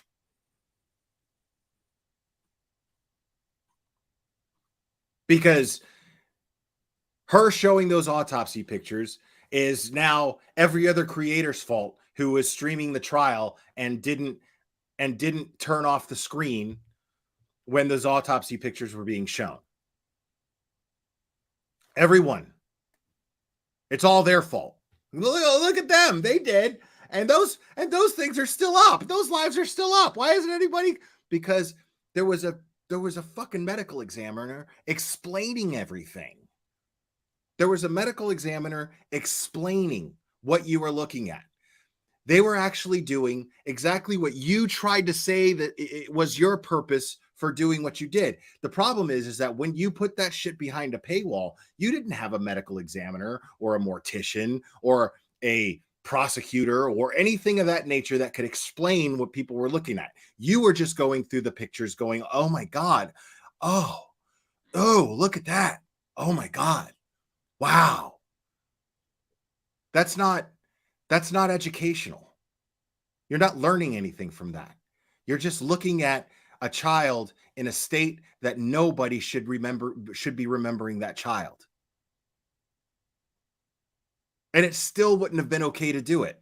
The reason why it was being done in the trial was to prove to a jury that Letitia Stout was responsible for this murder. That was the purpose of it, period. Therefore, some creators who are streaming it were like, hey, trigger warning, if this is something that's going to trigger you, but I'm going to play it because it's important to the case. If we're here to understand how evidence is presented, sometimes that evidence is going to be hard to look at, but I have the stomach for it. If you don't have the stomach for it, log off, don't look at it. That's perfectly understandable because it was in a trial. But you didn't do that. You can't compare what these creators did to what you did. You put the shit behind a paywall. You just got the evidence and you put the shit behind a paywall and you had no educational explanation for it whatsoever. You had no one qualified, no one educated and qualified to explain what your viewers were looking at. Therefore, you can't claim educational purposes. At the time, but not the pharmacy she called, but the same company, Kroger, King Super. She called, pretended to be a doctor. She got busted, and then said I was the mastermind behind it. And I've always been honest. So how did that? To you, you know who you are, channel that's making it seem like I can't be around kids and I have this horrible thing. How is that make me like, oh, I could see why this show was this horrible record makes her a horrible person? Like, how does that?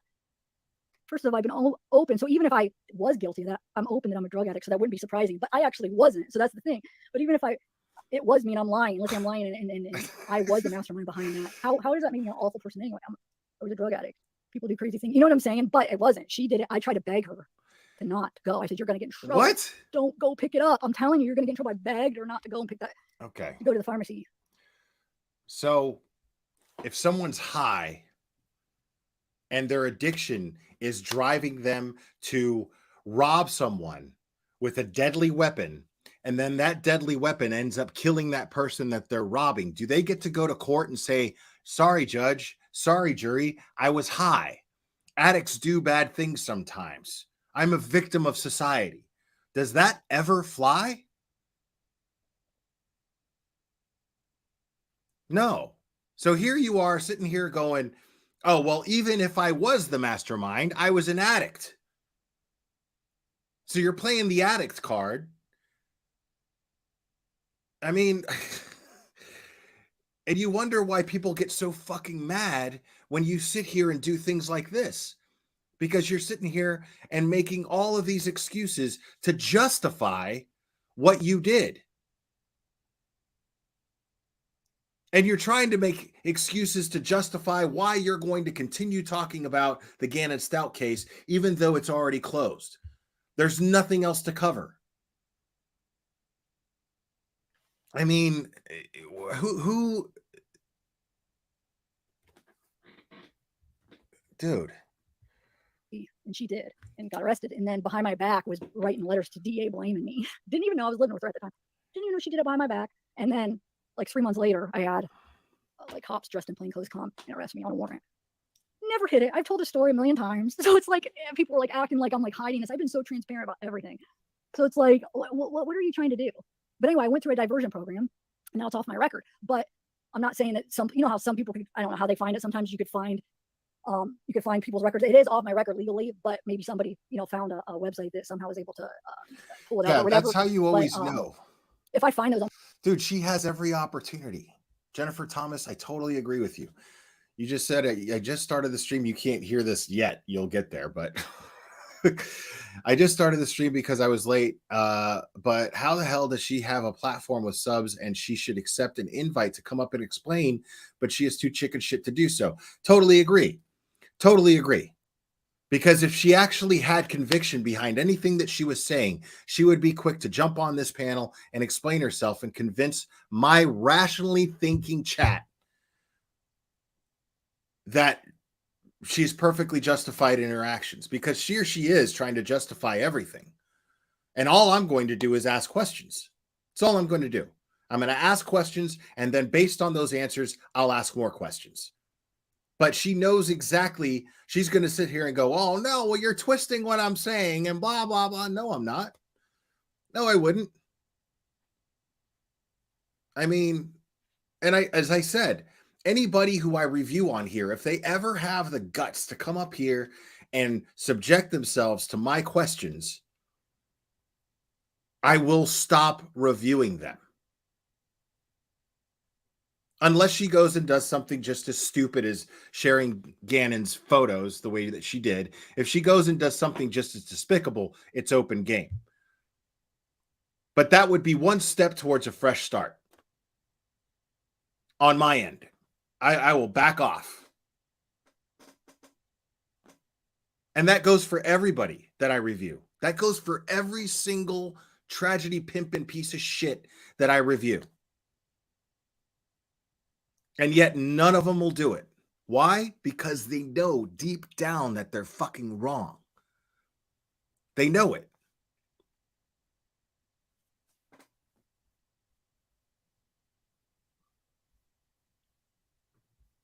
and those I'm supposed to report them to the court so they take them off of, because it's supposed to be like expunged everywhere.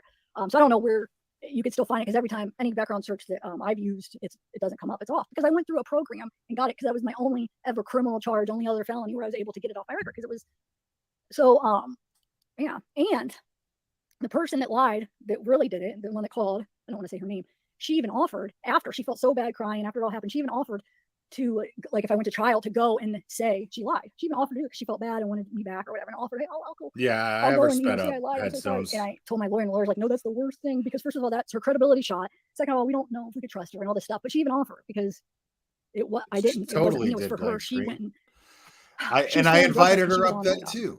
Probation. I invited her up then too. And the excuse is, well, I'm not going to give you content. You're giving me content anyway. You might as well. Like, I mean, look at the grand scheme of things. By coming up here, you're going to end me going over your shit. Just that one time will do it. I will be more than satisfied. But you won't. You won't. None of you do. None of you do. Because you actually believe deep down in your heart that you are absolutely full of shit. You know you're full of shit. You know you're a tragedy pimp. You know it. I mean, it's just that simple.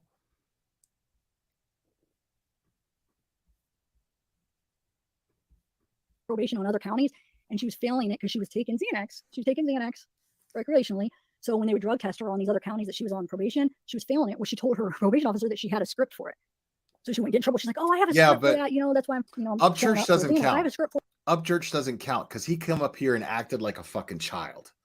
He came up here and stonewalled me. That's the same thing as being a fucking chicken shit. He came up here and he stonewalled me and acted like a little bitch.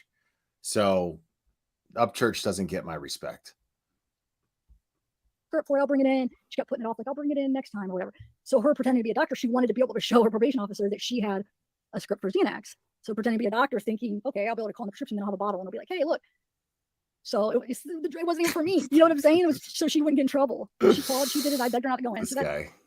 that's it. Man, I shouldn't be allowed to be around kids because of that, right? I mean, it's so stupid. And that person, I don't know. That person, the channel that said it like that, oh, makes me so mad. Anyway, I'm sorry, I'm just rambling. It just makes me so mad that. Yeah, I know. I just wanted to explain because there are probably some new people that didn't see it, but you could see it on a handful of videos me explaining it years ago. I've never hid that. I've never hid my addiction. I've never hid anything.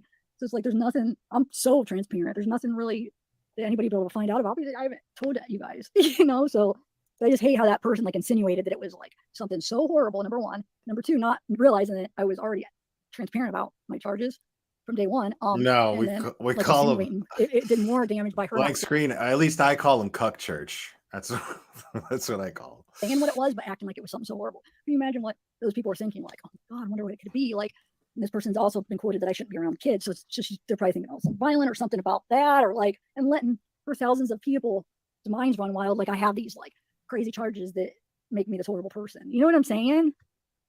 It's irresponsible. I'm sorry.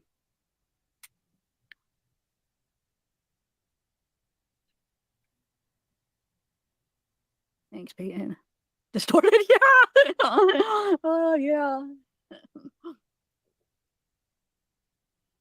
Oh, yeah. Okay. Do it up.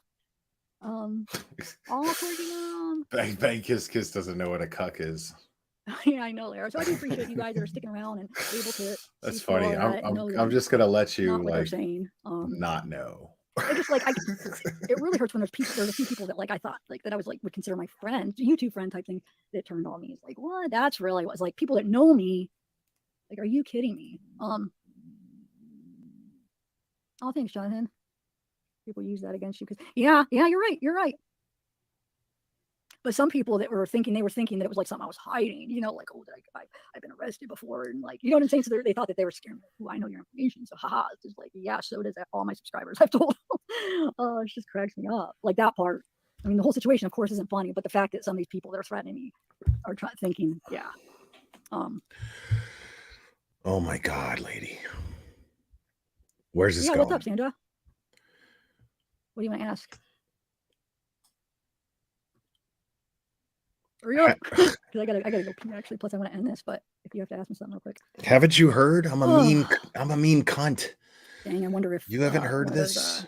There's a couple of channels that's kind of started this whole thing, and I've been trying to take my channel down since the whole Kylie thing, and now I'm wondering, watch them use this clip. This will probably be on their channel of me talking. Anytime they go, somebody must send them. Like anytime I talk about it. I think we got a super chat. Super chat. I think we got a super chat. Super chat. Super chat. Super chat.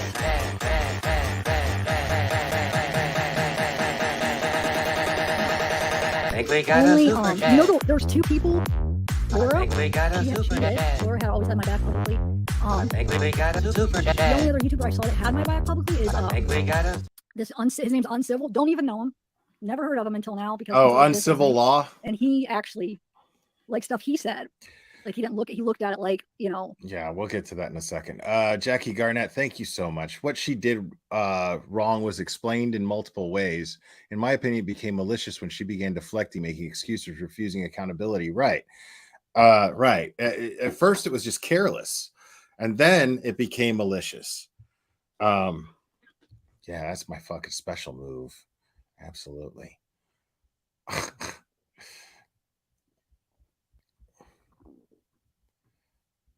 I would say he had my back the way he looked at it, but it wasn't like because I was friends with him or anything. I don't even know him, but he was just. No, listen, I'd have to see it for myself. I'd need a timestamp, all that shit. I need to know which live it was. I need to see a timestamp. But if I had to guess, what Uncivil Law did was explain why what she did was legal, and that there's nothing you could really do about it as far as like taking legal action necessarily. That's probably what he did. He's a litigation attorney. He explained, he went over the critical case stuff. He had Ray Andriacchio's attorney on his channel, as Down the Rabbit Hole News did as well. And the same attorney has now represented Nick and Mel in the Ryan Upchurch lawsuit. But he, I'm sure he explained that there's just, I mean, it's legal. You know, it just is what it is. Probably the same thing, more or less what the prosecutor in the Letitia Stock trial explained while he was on with News Nation talking to Brian Enton. So he's not a litigator, but is an attorney. Okay, thank you, Sean Pellegrino. See, I'm wrong sometimes. That's why I have a chat, because you guys correct me when I'm wrong. I appreciate that. He just viewed it in a way where it's like, hey, wait a minute, let's look at this for what it is here, you know? So yeah, and then True Crime Investigates was fair. I wouldn't say he was fair about discussing it, but I wouldn't say like fully was like, oh, agreed with anything or thought it was okay. I don't know. He's kind of in the middle, but he was fair. But no, but see, I didn't know him before that. But no, the people that I knew, there's a few of them that I thought I was like friends with pretty much. No, like one of them behind the scenes did, and then went up on panel and didn't really. And then, no, like I was, so some of those YouTubers, they didn't completely bash me, but they did this panel where they didn't have my back either. So I was a little bit disappointed in that, because there's only a few like creators that I can explain that for you. Talk with behind the scenes and I'm friends with. See, I'm going to do you a solid, Zav girl. I'm going to explain that to you. Okay. You have people generally on your panel who suck. You befriend people who suck. Okay. You had people like Jared from AWP on your panel. You had people like Ryan Cuckchurch on your panel. Okay. These are shitty, self-serving, fucked up people. You think that they're not going to turn their backs on you the minute that you look bad publicly? You think they're going to risk looking bad themselves? That's why. It's because shitty people attract other shitty people. That's just how that is. Like, usually when you have two shitty people who like each other a lot, but they're shitty people, one of them's going to fuck the other over inevitably. It's just always going to happen. And then both are going to blame the other. That's what's always going to happen. Okay? So the reason why people who you used to panel with don't have your back now is because you have a lack of a sense of loyalty. And your lack of sense of loyalty is going to attract others with that same lack of sense of loyalty. Simple. We attract what we put out. That's how that is. We attract what we put out. It's simple. It's the laws of nature, the laws of attraction. Friends with, I would say like YouTube friends, you know, and no, I was very disappointed with it. Yeah. Like I said, they didn't bash me, but they didn't have my back. It was like, I feel like they're like afraid publicly because they don't want to lose people. So it's like almost like it wasn't because I feel like privately that they didn't, but because publicly they didn't want to, because they were afraid of losing people and loyalty, because they had my back. Because loyalty requires integrity. You can't have loyalty without integrity. Okay? She clearly lacks integrity. A lack of loyalty is merely one symptom out of that lack of integrity. It's merely just one symptom. That's all that is. So she's going to attract other people with a lack of integrity. Anybody who approved of what she was doing with the Kylie Rodney case, anybody who approved what she was doing, anybody who saw opportunity to jump on her panel and contribute to what she was doing, is 99% chance an absolutely shitty person with a lack of integrity. Unless they got up there not knowing what they were getting into, and then we're just like, what the fuck? Much like SF Investigates explained. He jumped on her panel, and then he was listening to Cuckchurch, and he was just kind of like, what the fuck is going on here? What did I get into? Which he explained here on my channel just maybe a couple of weeks ago. everybody wants to go with what everybody else is doing. So that like kind of hurt me. And like, so, but Laura, she did, and she, publicly, and she said she lost. This question comes up every time I review her. But Brianna, that question comes up every single time I review her. What's with the green screen? Because that's not even like, that's one of those good green screens too. Like any green screen will do. Anything green, any green background will do. Like, just, I mean, yeah, use it. Put something back there.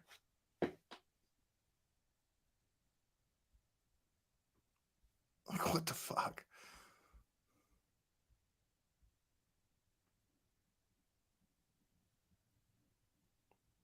Oh my God, bro, I fucking hate you.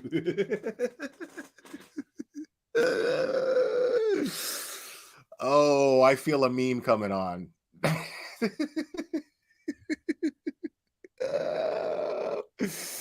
Bro, just look at that.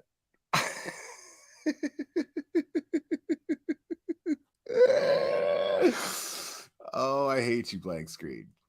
I think that shows more, what is the word, integrity? Like, especially if like privately you're saying like, oh, I don't see what, I love how she's talking about integrity. I don't see that. I thought that was okay or whatever. And Amazing. then go up and not have my back.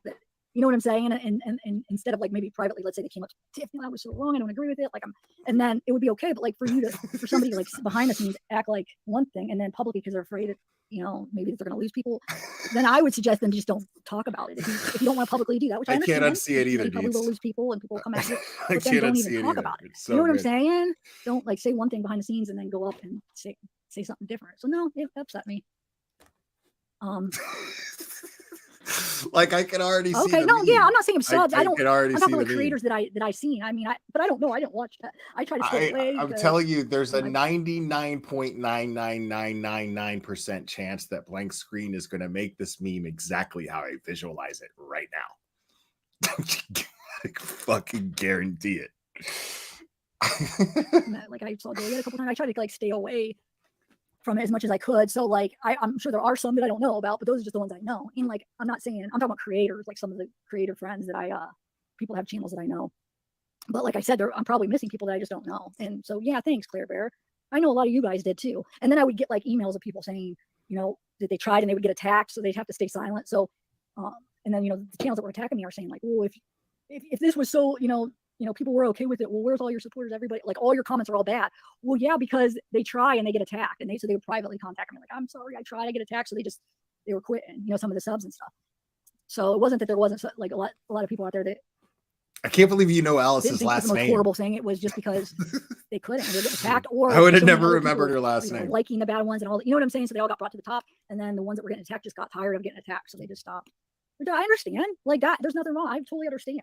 The thing that I didn't understand is people saying one thing and then going up and saying the other because they didn't want to look bad publicly. That's what I don't like. Two different things. Oh, Lance, you're right. I love Lance. He did. Thank you for reminding me. Yes. See, I'm probably forgetting people that I actually did see. And then, like I said, there's going to be people that I didn't see that creators. So don't think that, I'm saying nobody else did, but just don't. No, we're saying that because you're clearly showing, it's not what you're saying, it's what you're showing. You're showing that you only pay attention to the negative. You don't pay attention to the positive. So you see, I had a little ordeal, right? I had a little ordeal. I won't get into too many details about it, but I was on Morbid's panel and I got real mad and I yelled and I said some shit and worded it in ways that I probably should not have worded those things, but I did mean what I said. I absolutely meant what I said. And the result that I was looking for absolutely happened. As a matter of fact, those results are still happening, right? But what I chose to do in the process was show gratitude to those who stuck with me. Show gratitude to them. Continue putting out the content that I know that they enjoy. I focused on my channel and focused on them. Simple. Or I could just go up every single time I go live and start whining and bitching about the people who I was whining and bitching about on Morbid's panel. I could absolutely do that. But see, that's not what people who actually feel gratitude do. People who feel gratitude show gratitude. And by the way that I chose to show gratitude was simply focusing on my content and focusing on those who were like, dude, I don't give a fuck. I love you anyway, bro. Just keep doing what you do.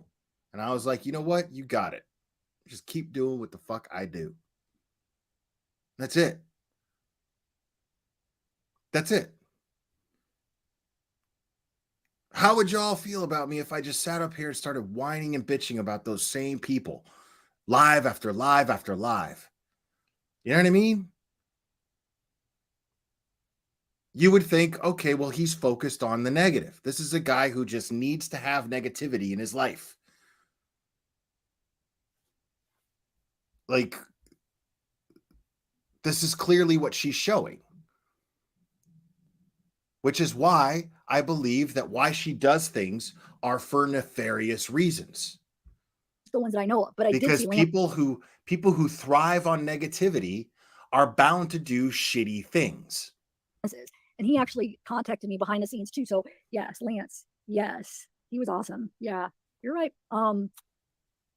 Anybody else that I'm missing that you thought that you know, like creators? Now I'm talking about like like people have channels. Yeah, no, it was. Yeah, I know, Crime Watcher. Yeah.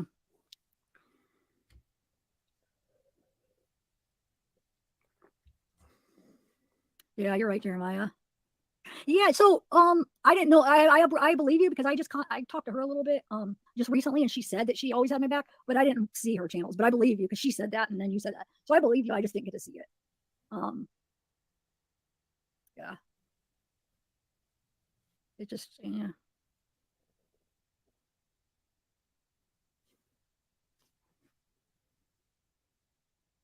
Yeah, it was, and like I feel like, and I'm not. I hate. See, I can't even talk about like because I feel like this is going to be used, and you're going to like by some of the channels are going to come and use this for content, but it's confusing me because I feel like right now, like I somehow am playing by different rules than everybody else, and I'm not trying to like, but it's like I have to almost because you guys, I swear to God, there are channels that have up the same pictures, the same exact pictures, right now on YouTube.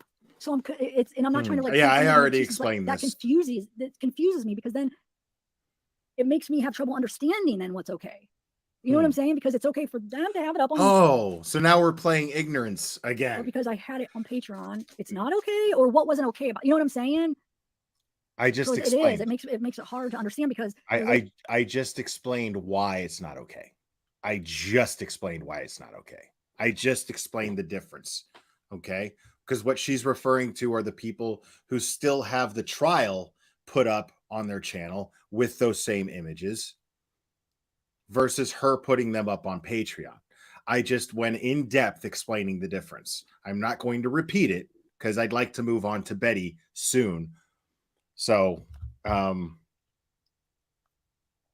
have to check something here.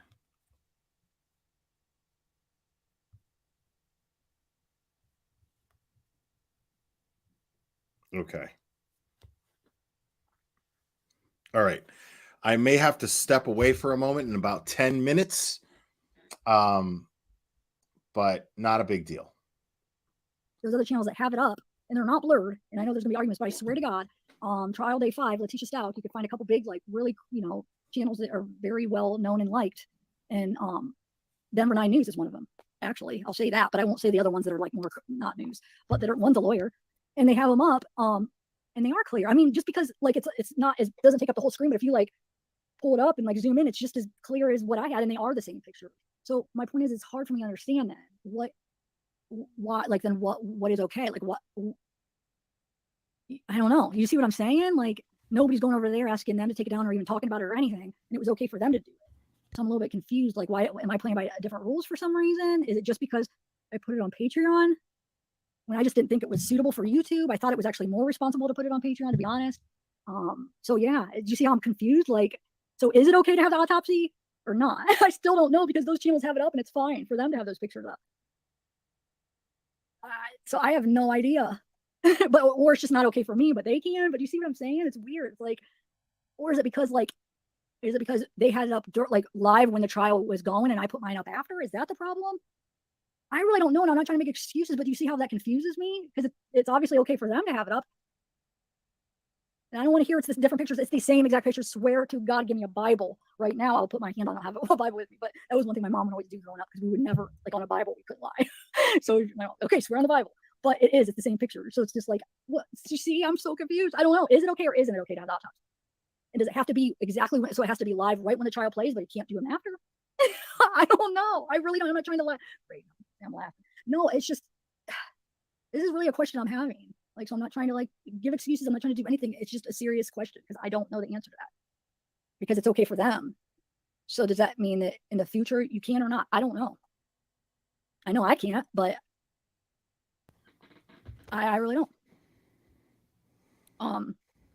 And then like, I always get the argument, well, they had it, the coroner was explaining it. That was the main chunk of my video. It was the coroner's audio explaining. That's interesting. Instead of her pointing with Prayer Eve, that's interesting here because you're explaining there's no defense for her to have done what she did. Agreed. There's really no defense for it. The apology wasn't even authentic. She doesn't even believe in God to swear on the Bible. Very confusing. Now, that last part I have no opinion on, but the where she says the apology wasn't even authentic, this proves her actions prove that the apology wasn't authentic because she continues to make excuses to justify her actions.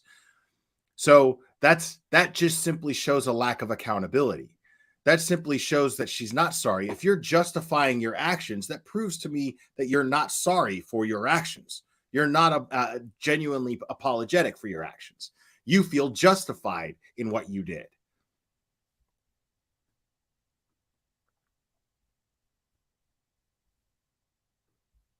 with a pointer, I just circle. And then I had her overplaying, explaining all of them. So like some people were like, oh, it's educational because the coroner's explaining. Yeah, that's what my video was. And then a little bit of me before and after, like after going over what she said. But the main part of it was the same thing. No, you didn't explain anything. You didn't have a coroner up there explaining anything. You didn't have a medical examiner up there explaining anything. Now, I didn't watch the video, but several credible people who I consistently find credible, watched the video, had to stomach the video to get to the truth. Thank you for those of you who did. Had to stomach that video to find out if what you're saying is true. And what you're saying right now is simply not true based on what they told me. You did not have a coroner explaining anything.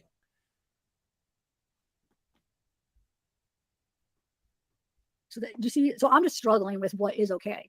And do I in the future I do have to play by different rules, but it just seems like I don't even what are my rules? I don't know what my rules are then. How do I know what my rules are? Because usually you can gauge what your rules are by what the community does, right? But if I'm seeing a community do some of this stuff, then I should be able to play by the same rules. It's okay, right? But then if my rules were different for some reason, I don't know why they would be, but I guess, then how do I even know what mine are? I don't. And I'm not trying to be a jerk. But you're lying. You're saying that after the fact, because now you're saying that you had a coroner explain the stuff and blah, blah, blah, but you didn't. And this is the first time you're saying that happened. This is the first time you're saying that you had a coroner there and it was for educational purposes. You said before it was for educational purposes, but you just said it's because dead bodies fascinate me and I find that to be educational. And then you had Laura's dumbass defending you. And I love how you brought that up. It was like, well, Laura defended me. Laura defending you is one of the worst fucking things that you could say out loud as some sort of point of credibility. Because I remember Laura defending you, and then I remember talking to Laura on Dietz's panel, and then her denying that she defended you, which is really funny.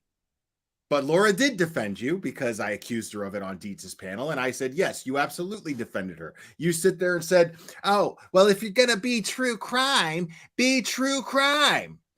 Where's the line? Well, if you're going to be true crime, be true crime.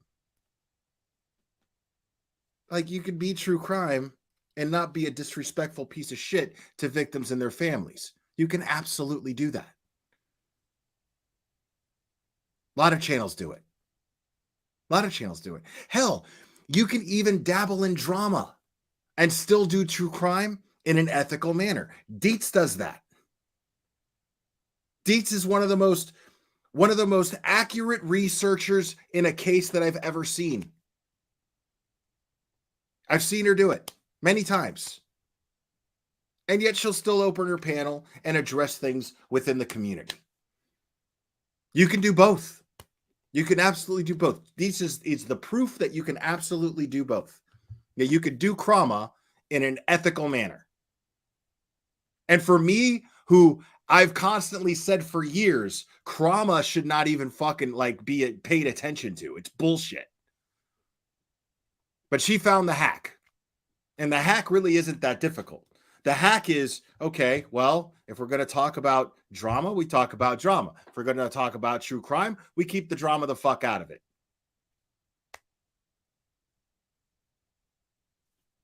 Simple. I mean, for some reason, nobody else has been able to do it. Dietz is the first trauma channel that has ever earned my respect. The first one.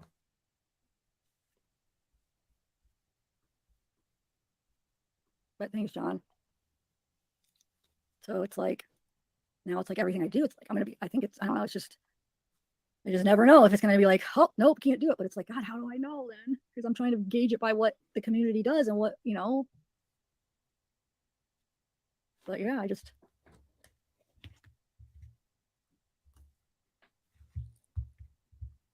Anyway. No, yeah, it was the public records. It was the trial records. Like if you saw my video, it's the people's exhibits. All of the pictures I had, people's exhibits. It was the same ones from the trial. It really does. It really was. So I said, what is it? Is it because I did it after the trial or because I did it Patreon? But then Patreon was, you know, it's supposed to be like, I thought it was more suitable.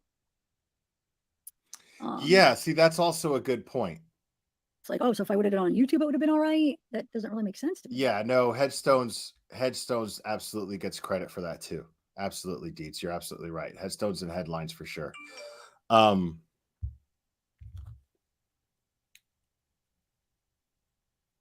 Okay, guys, give me 1 second here. I'm just gonna let this play, but I'm listening. I don't know.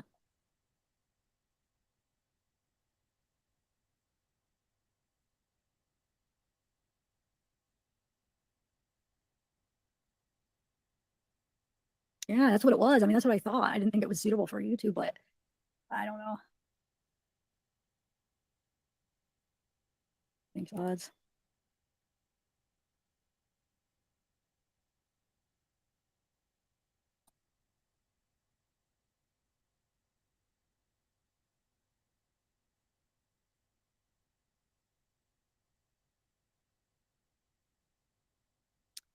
But yeah, I mean, I'm like, thanks. Yeah, I'm gonna keep going. That's just something I'm gonna be struggling with because I feel like it should be the same rules for everybody. So I just don't know what my rules are. So therefore, it's probably gonna happen again because my rules are different. It seems like. So then, is it gonna happen again? Or something else? I'm gonna get whatever because I'm thinking it's okay because I've seen other people do it and it's a part of the case and I got the public. You know what I'm saying? Is it gonna happen again on something? I don't know. We'll see. I hope not. I just wish I understood it better because I don't fully. But anyway, all right, I'm gonna go.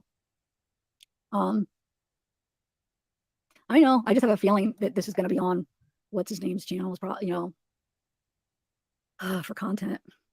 Every time I even bring it up, somehow he knows. All right, I'm gonna go. Yeah, I am. But I was before that almost in a way because I don't know. I'm gonna go. All right.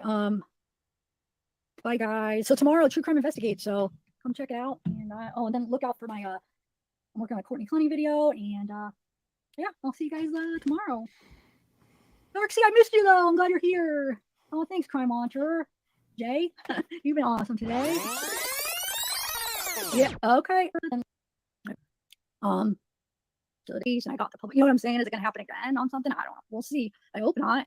I just wish I understood it better because I don't fully. But anyway, all right, I'm gonna go. Hold on, let me address this comment real quick because I meant to do that before I had to step away. The glare, I find it ridiculous that she claims to be in recovery when she's obviously incapable of any accountability. Yeah, I thought that was a big thing in recovery. I've been to a couple of AA meetings in the past. They're not for me. But I mean, like, it's I thought accountability was a big thing, you know? I mean, if she's staying clean, she's staying clean. You know what I mean? I guess that's what really matters. But I mean, obviously, she's managed to be able to stay clean without taking any accountability. Amazing.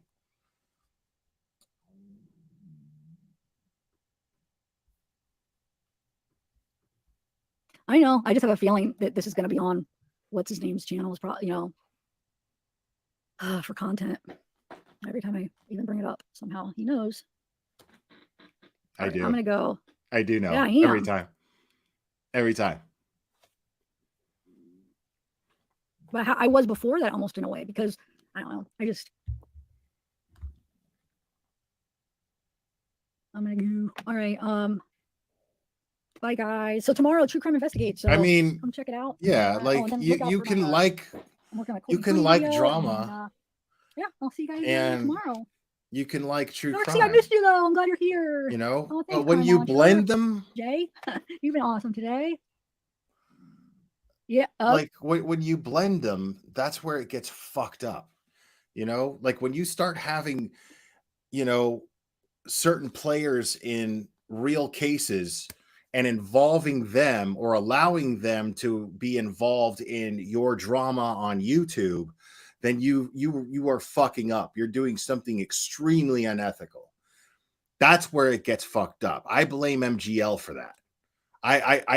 MGL to me is the mother of crama, of what goes wrong with it. She is the mother of it. She started that shit with the Watts case and the Rucheks. And then it turned into what it is today. MGL is absolutely, I hold her absolutely directly responsible for popularizing, mixing these cases with YouTube drama. Okay.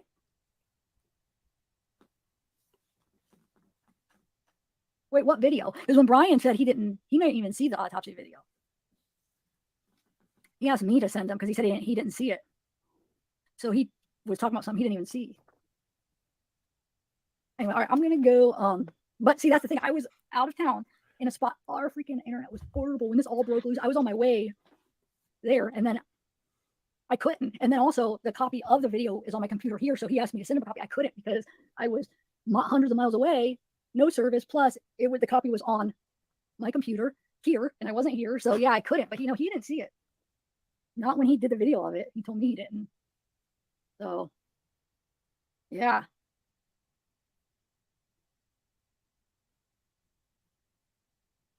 Oh, I don't pay attention to couch fart. Yes. Yeah. I don't think I've ever even watched one. I love those snakes and teeth for sure. Oh, my mom tried the salted caramel things that I tried the other day. Oh, she's like, oh my God, these are so good. I'm like, I know my grandma loved those. I have to try some more. Shoot, I should have done someday. All right, I better go though. But yeah, definitely those snakes and teeth. Oh my God, I love those. What else? There's more things I like too. Okay, Laura. All right. Oh, okay. Okay. Get the fuck out!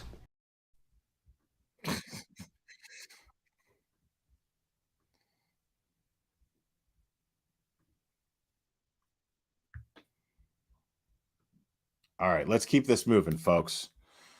Let's keep this moving. Natasha Cooper Dietz. I call her couch fart. She's like, she's to me like looking at her, she's like it's like somebody farted into a couch and then it just mutated into a fucking person. Just fermented to a point to where it's just like a horror movie into like a all right, folks, let's keep this going. So hey guys, we are on the hunt for Layla Santinello. We are on the green belt right now. This is the path that she took to get to the Marble Slab Creamery, which is right there, the back of it. So let me just go over here and I'll show you guys what is going on. So this is the back. This is not how she came in, but since we're on the green belt, we figured we would check, because down there is like this footbridge and some other places that were a little sus. So we wanted to get out there, have our work boots on. Kind of, I don't know if you guys ever, when we go out. So there's the Marble Slab Creamery right there. This is the back side of it. This is the green belt that they believe Layla Santinello had got to the Marble Slab Creamery. We're going to take you guys for the walk. You're going to be on live. We're going to take you for the walk. Now, all the way to how she got here. So we're actually keep in mind, folks, I had just a few days ago, last Tuesday, or this past Tuesday to be exact, I had Chloe, who is the lead private detective, hired by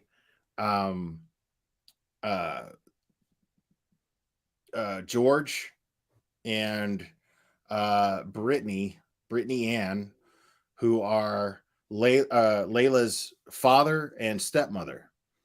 And before that, Headstones and Headlines had them on there as well.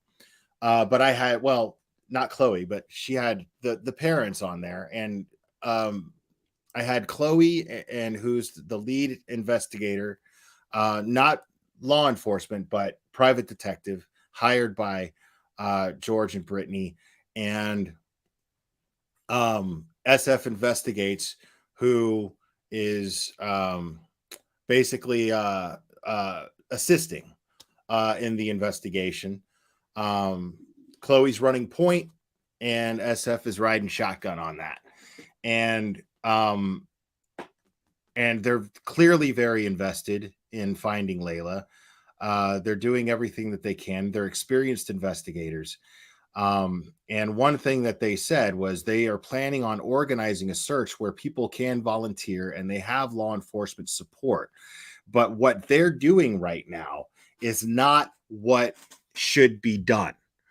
This is dangerous. What they don't want are people going out there who aren't registered, who they don't have any support. Because what SF is going to organize is going to be exactly that, an organized search, an organized volunteer search where you sign in, you have name tags, you have, there's FEMA's going to be out there. It's the whole shebang. Okay. An organized community search. I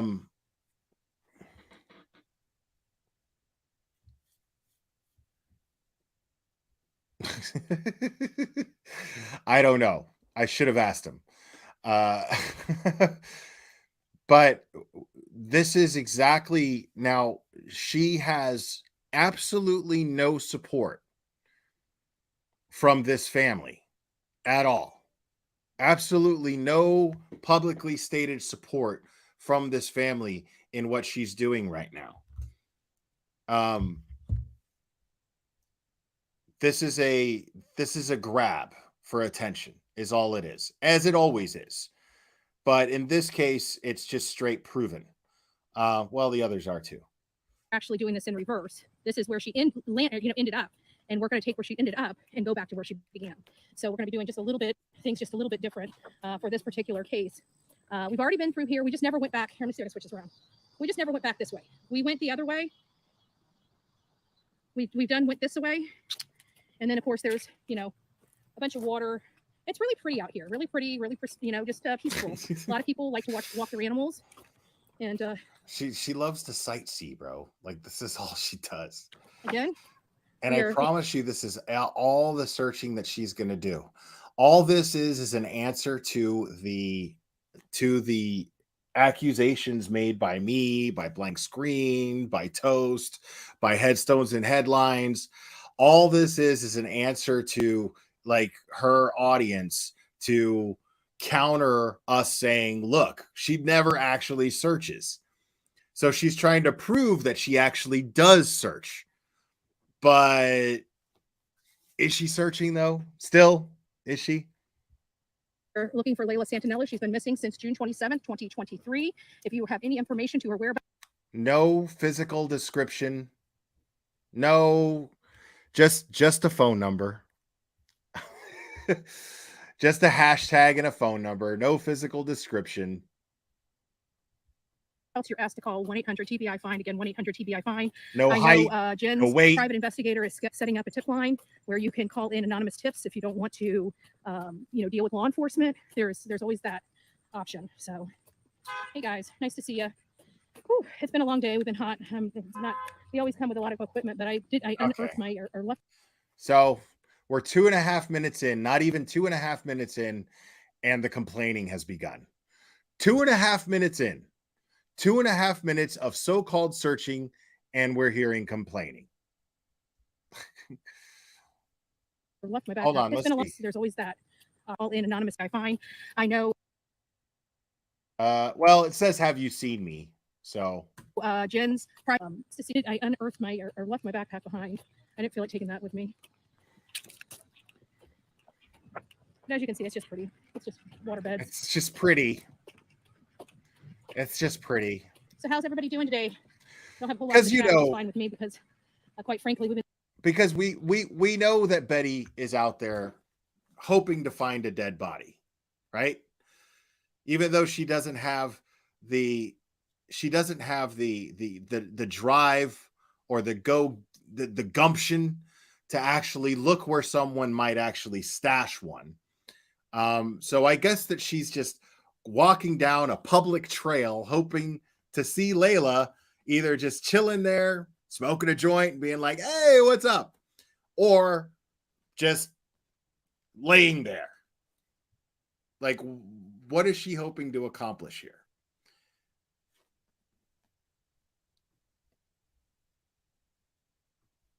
We've been so busy. I didn't even really want to come live from out here, but I figured I might as well because I've already searched every place that I was going to search out here today.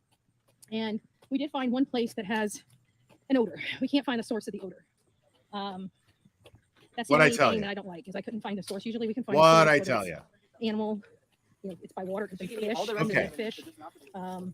Gee, Betty, if you found an odor while you're searching for someone who may or may not be deceased and you discovered an odor, why didn't you call it into law enforcement who have resources such as canines, cadaver dogs? Why didn't you call it in? You expect us to believe this. You expect us to believe that you found something that is suspicious enough to where, because I mean, you're implying that you found an odor and that you're saying that you found an odor, but that implies that there was possibly Layla's remains, right? So why in blue perfect fucking hell didn't you call the number on the flyer that you made and report it since you're searching? Well, we looked for the source of the odor, but we couldn't find it. Why? Because you're not interested in Layla being found. You're interested in the glory of you finding Layla. And that's it. And you're not even really willing to put in the work to do it, which is really funny. Something, but I couldn't find it. I couldn't find the source of the odor. And we also found a footbridge. So there's like a little footbridge back there too that goes over to almost like a medical facility type of thing. But you'll see the videos come out here in due time, but they have a lot of, and that's where we smelled the weird odor. And it has a lot of like really tall shrubbery. What does it say here? Looks like a beautiful area. It is. It really is a beautiful area. And there's a lot of different walking paths. Like there, actually, let me just turn this phone around. It's easier for me. Gives a fuck about how Little, beautiful the area steps and is, stuff bro. to find walking paths. Well, I'm not going to take that because I know where I'm going. It's Tennessee. Everything's We're going to beautiful. go around to where Layla entered the Greenbelt. We found her track, how she got on here and how she made it to the Marble Slab Creamery. And it was from eyewitnesses that we came across that helped guide us here. We had the gentleman that saw her when she woke up around 7:30, 8 o'clock in the morning. He saw her searching for something in the woods. He knew she must have slept there. He said he saw dirt on both of her shoulders. But prior to that, but it was after we had that interview, we went over to the mayor court and found the woman that saw her before that man did. And her information was that she was frantic, scared, and ran toward the woods. So even though we had the stories out of order, we were able to piece it together by listening to them very closely. And that's when we realized the girl from the mayor court witnessed her going into the woods. The man at the business witnessed her the next day coming out of the woods. So we know she definitely slept there. She was searching for something. There's Olivia, mom, right ahead of us. I hope she found as well. Actually, it's pretty dark out here. And pretty dark out here. It's pretty light out here. Sorry. That's where when you're live, you don't, like I thought I said. What do you hope? Are you just hoping to run into her? Like I said, like just sitting there chilling and smoking a joint? Like, what do you think is going to happen on this trail? Like, what do you think you're going to do on this trail? What do you think you're going to find on this trail? And I wonder how many people she walks by before she actually shows them the flyer and goes, hey, have you seen this girl? You see this picture right here? This girl's been missing since June. And her family is desperately searching for her. Everyone's searching for her. Please, if you have any information. I wonder how many people she's going to walk by before she actually does that. It said light, but I realized afterwards it said dark. But it's pretty light out here. It's nice. And we went into the water too. We had to cross some water. I got that. There's some people right. Oh, no, that's them. That's Olivia. Chronicles of Oblivious. Over at the other side. And her mom. Out here. Nice and serene. Yeah. Lots of wildlife. You can hear can you guys hear that? Soothing music. Your flyers aren't for the masses. As you guys can see, I'm much better today. Yesterday, I'm tired. I've been up since about 5 o'clock. These things cost money. About half an hour late than I usually get up, but I was exhausted, so I slept in. I can just see it right now. Sorry, Betty. I got to pause you complaining for a second. So yeah, that's how this is how it goes down, right? This is how it goes down. So listen, I have this missing girl here. I'm wondering if you've seen her anyway. No, I haven't, but if you, I'll take one of those. Those cost money. You know how much money I pay for these things? What do you think you're doing? Get your hands off my flyers. These are my flyers. What are you doing? You're assaulting me. Help! I'm being assaulted. Being assaulted.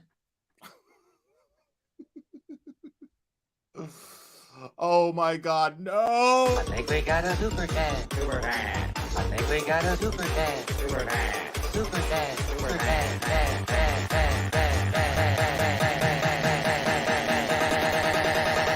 I think we got a super chat.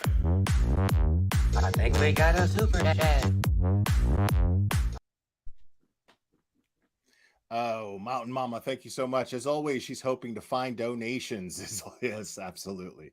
She is absolutely hoping to find donations. Just been hitting it. Just been hitting it. We haven't found, I will tell you guys, we haven't found any additional information in our first trip here. That's not the purpose of this trip. The purpose of this trip is to do full-fledged, searching and clearing areas. On a trail. It sucks. On a public trail. It's not a fun job at all. It's hot.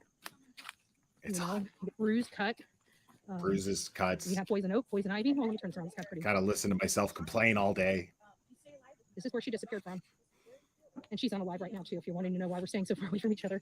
That's because she's on her TikTok live and I'm on YouTube live. So I'll just come over here and my Donald Duck. Oblivious sitting there going, she's going, okay, Mom, listen, I'm going to pretend like I'm live. Just go with it because I want her to stay the fuck back there. I've been listening to her fucking bitch and moan for days and I can't deal with it right now. So please just go with it. I just pretend I'm live right now. Okay. Doctor, what is it? I don't know. My Bobo shoes. There they are. There they are. You can't say you can't fake that dirt, okay? So the people that want to say I don't do anything, okay, my shoes, my I walking shoes mean, say something totally yeah, different. let's talk about that for a second, because here in Tennessee is in the low 80s. Okay. Now that's pretty hot. It's kind of hot, you know, in the low 80s, it's kind of hot. But she's a Floridian, dude. How is she complaining about the heat if she's from fucking Florida? Like, it's finally cooling off here in Tennessee. It has been a hot fucking summer here. I'm not gonna lie. But I mean, it's not that hot. It is actually finally starting to cool off. And she is coming from Florida and she's still complaining about the heat. That's amazing to me. So that's pretty much it. I'm gonna pop. This is starting to get heavy. Woo! See if I can pop you guys up. That's what I love about having. Oh, it's just too thin for this. Damn it! That sucks. If this board was just a little bit thicker, I'd be able to prop your butts right up. Let's see if I can do it this way. Can I do it this way? Ooh, I got it to work. I got it to work. Look, there's hands free. Jesus. All right, my pick's sweating this up. Oh, I want to. Everyone say hi to Bullhorn Betty. I don't even have to say Everyone say hi to anything. Chronicles of Olivia. Oh my No, not goodness. that. On YouTube. People. I think we got a super chat. Super chat. I think we got a super chat. Super chat. Super chat. Super chat.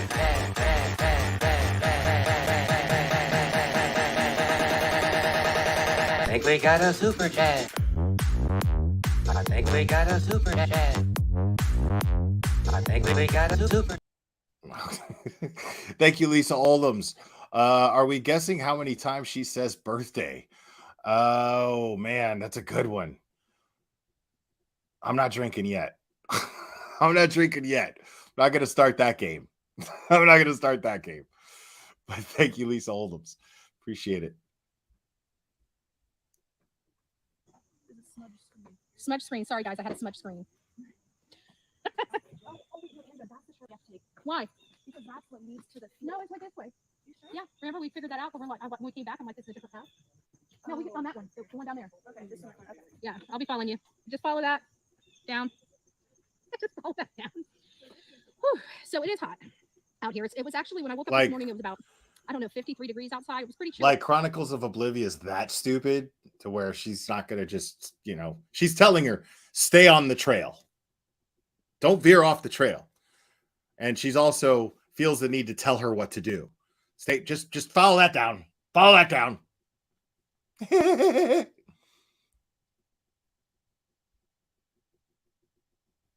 No, I didn't see the disturbing short. We'll go over that. Thank you, Headstones. I have not seen that yet.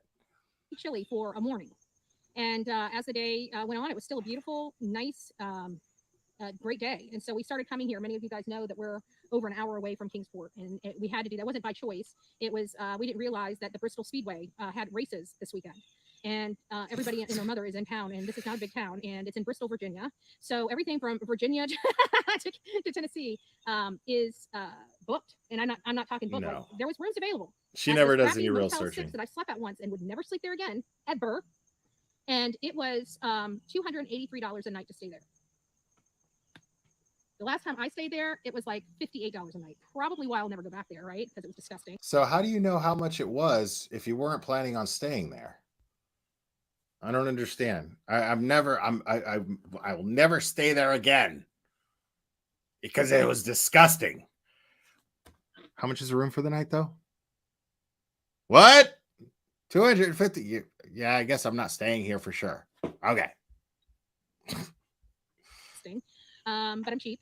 Comes with the territory. I get it. So, you know, it is what it is. But we're gonna keep moving. No, I mean, how are you guys doing? Yeah, Olivia. I wouldn't pay $250 a night to stay in Motel 6. Fuck no. He says, hey, her and mom are ahead of me. I'm gonna go ahead and catch up with them now. All right, I'm gonna go ahead and flip this around for you guys so you guys can see the trail. So this is the actual trail that she was on. Remember, we discussed that she did not have shoes on. And, you know, when we started seeing around AmeriCorps Hotel, we realized very quickly that it would be very hard for her to be roaming around here without some type of shoe. And we couldn't figure out how she got to the marble slab. So what we did is we ended up, the last time we were here, which was a few weeks ago, we went to the marble slab and we said, okay, let's work backwards. We know this is where she was, and we know she ended up at the AmeriCorps Hotel. Is there a way for us to find how she can get from one to the other without having to walk in woods?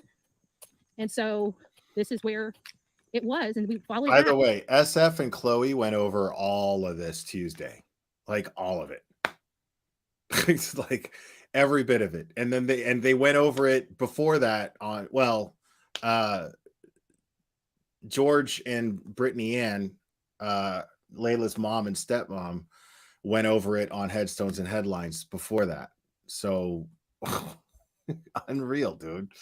I think we got a super chat. Super chat. I think we got a super chat. Super chat. Super chat. Super chat.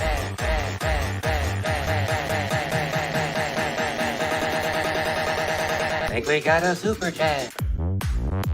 I think we got a super chat. I think we got a super. TT, thank you so much. Did she really not put details on the flyer? Great job. Wow, exactly. Yeah, great flyer, by the way. Great flyer. Thank you so much. Yeah, Bristol, Tennessee, right. That's why I love you guys. You guys catch shit like this.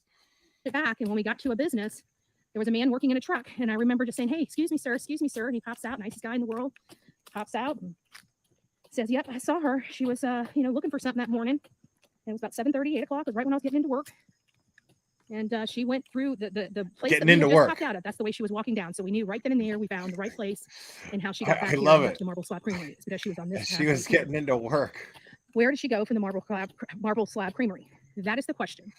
So one thing that we learned from the gentleman that was at he had pops out and says, "Yep, I saw her. She was, he pops it back. And when we got to a business hotel, is there a way for us to find how she can get from one to the other without having to walk in woods?"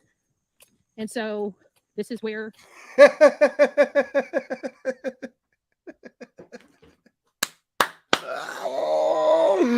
I fucking love it, dude.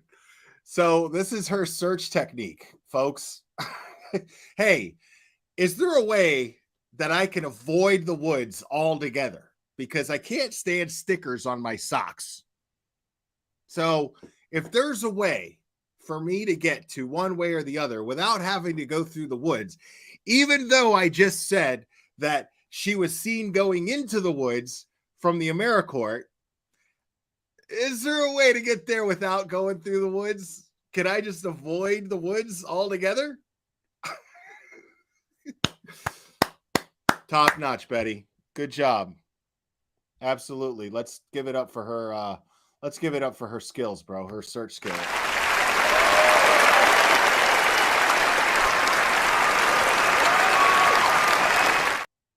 Good shit, Betty. Way to go.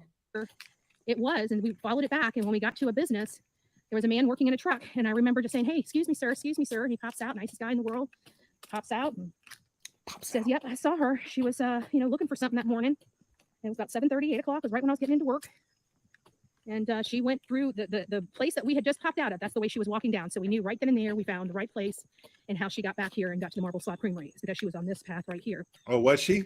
Where did she go from the Marble Slab Creamery? That is the question. So one thing that we learned from the gentleman that was at the business is that about an hour after Layla, we saw Layla looking for what he believes were cigarettes. She was trying to look for a cigarette. Well, let's leave it at that. I don't know if it was money, if it was cigarettes, if it was something else. That's what she told him she wanted was just call this what it is. About an hour later, it's an inaccurate timeline tour. I mean, that's all this is. This is not a search. This is an inaccurate timeline tour. As many of you know, there was some, I think Jen had already said that there was something where he was, really concerned. Her boyfriend was really concerned about her. Well, this gentleman said about an hour after he saw her, this young man came through there asking about his wife, if he had seen his wife.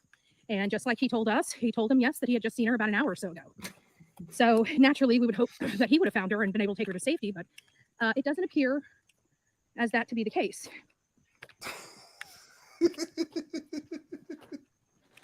So again, not a horrible walk. She would have made this walk around noon. There's also another issue. Let me turn this camera around. Here's the other issue, is that the gentleman at this business that we're going to be going to, the gentleman at the business said he saw her at 7:30, 8 o'clock in the morning. He said her boyfriend came by around about an hour later, which was about 8:30, 9 o'clock. Maybe he even said 9:30. He might have said 9:30. He might have said 9:30. I have to go back and listen to the audio on it. He might have said 9:30. But if it was 9:30, that was an hour later. So what did she do from 9:30, or let's say he saw her between 7:30 and 8 o'clock in the morning, and she was going off into the onto this path at that time. Keep in mind how difficult it is, because the thing is you have Chloe and you have SF Investigates, who are working other cases. Okay, Layla's dad and stepmom are not their only clients, so they have other cases to worry about, and they have they have something scheduled to where they're going to come out here and actually do some real investigating. So her going out there, who's not a professional and who's not actually hired by the family, going out there and talking to people and asking questions is going to make it more difficult for SF and Chloe to be able to effectively do their job and ask people questions and get them to talk. Because what if that person that she spoke to, who supposedly gave her this information, all of a sudden decides, listen, man, I've already talked to anybody I want to talk to. I'm not talking to anybody else, man. Like, this is crazy. I don't know nothing. And then just shuts down. You know what I mean? Like, what she's doing is overwhelmingly irresponsible. Time. Then what did she do from the time she got on this path from 7:30? What did she do for 5 hours? Because she wasn't seen at the Marble Slab Creamery until about 12:30. That's when the place opens. So there's no way that she could have, where was she for those hours? Was she sitting here on one of these? Was she under the overpass like we saw that other girl that I gave an interview with? My heart broke for that girl. The only reason I put her face on here is just hoping that maybe if her family sees her, they'll know she's okay. Honestly, that's why I did it. People just, there's so much better life ahead. It doesn't have to be like this, man. But it's just, I wonder if she was over there hanging out, because it looks like it's a spot people would hang out at. It looks like a spot that people would hang out and do stuff. There's little cubbies around here that if somebody wanted to, like, even up under the marble slab on the backside, there's almost like this. How are you searching if you're looking up into space or looking into your camera? How are you searching for Layla exactly? Patio? But under the patio, there's like, I don't know, 2.5, 3 feet. You can even see where there's a blanket under there, like somebody slept under there. It looks, it's sheltered. It's not on the ground. It's, on concrete, and it's away from everything. So you can actually, it's a good point for somebody that's, doesn't have a place to live. It gives you optimal view of seeing, who is coming by without them being able to notice you, which is really nice. If Layla's laying somewhere out in those woods, which we know she's not, because those woods have already been searched. That entire area has been searched thoroughly by professionals. Okay? Thoroughly.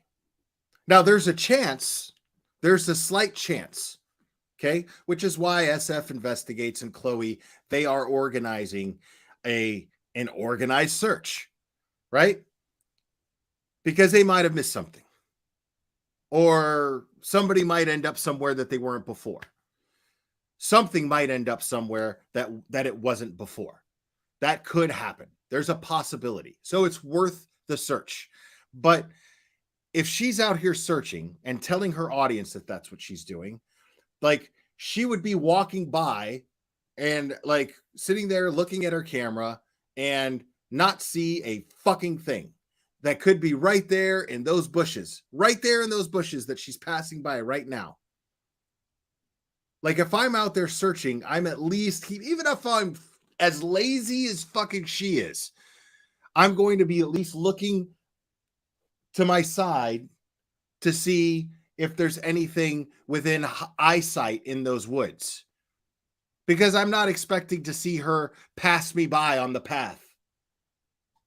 Wait, hey, Layla, that's not going to happen.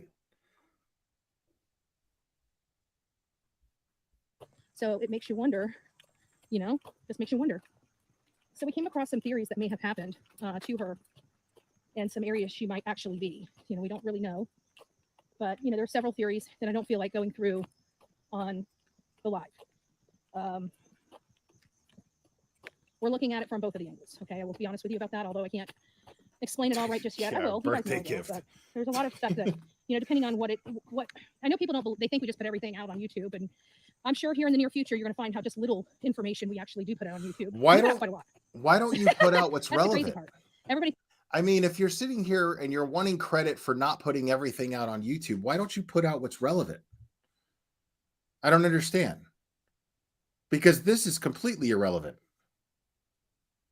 This is just you going for a brisk walk on a path that's designed for people to go on brisk walks.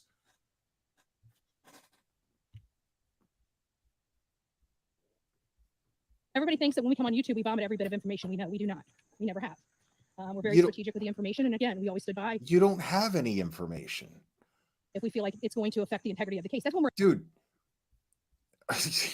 she's talking about the integrity of a case. Yet she's going around talking to people without any credentials whatsoever, without any experience or any tact that would require asking people questions and getting information. She's not even remotely trained on how to do this. And yet she's talking about maintaining the integrity of an investigation. Betty. That's when we're involved. Like when we're actually out searching and getting information, we do keep a lot of that. Now, if I'm just monitoring a case from home, or I'm not And yet really heavily invested, and I find not one mention that whenever we obtained this information, we report it to law enforcement. Not one mention of her doing that, which would be literally the only responsible thing to do when you obtain this type of information. And when I say literally, I mean literally. I'm not just throwing that word around the way she likes to. I mean literally the only thing that you should be doing with that information is sharing it with law enforcement. Period. information, I'll put that on blast. Again, depending on whether it'll mess with the integrity of the investigation, which, some of this stuff is jaw dropping, but doesn't really affect the case. I'm not talking about this particular case. I'm just talking about in general. Wow. And there are some things that are detrimental. We try to keep the detrimental stuff away from you guys until a later time. We eventually release it. Even Summer Wells, there's been so much stuff in the Summer Wells case that I don't think any of us have released just yet, because obviously the people involved with her case are not behind bars, and there's information that we possess that could cause problems. That, there's information that we possess that we haven't shared with law enforcement, because we have this information, because we know who's responsible for Summer Wells, because I'm implying it right here. The people who are responsible should be in jail. And yet I have this information, but I'm not sharing it with the people that could actually put them in jail. Okay. But if you guys want to see me harass somebody and get them fired from their job, well, that content's up there. Go ahead, knock yourself out. We've been asked until an arrest is made to keep that stuff hush. So that's what we do. Look, a guy right there, bro. Look at until an arrest is made to keep that stuff hush. Boom. Look at that guy sitting right there. She didn't even see him sitting there.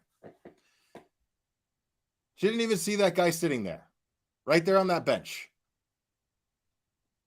And here she has these flyers. Why not walk up to that guy and go, hey, have you seen this girl? Isn't that what the flyers are for?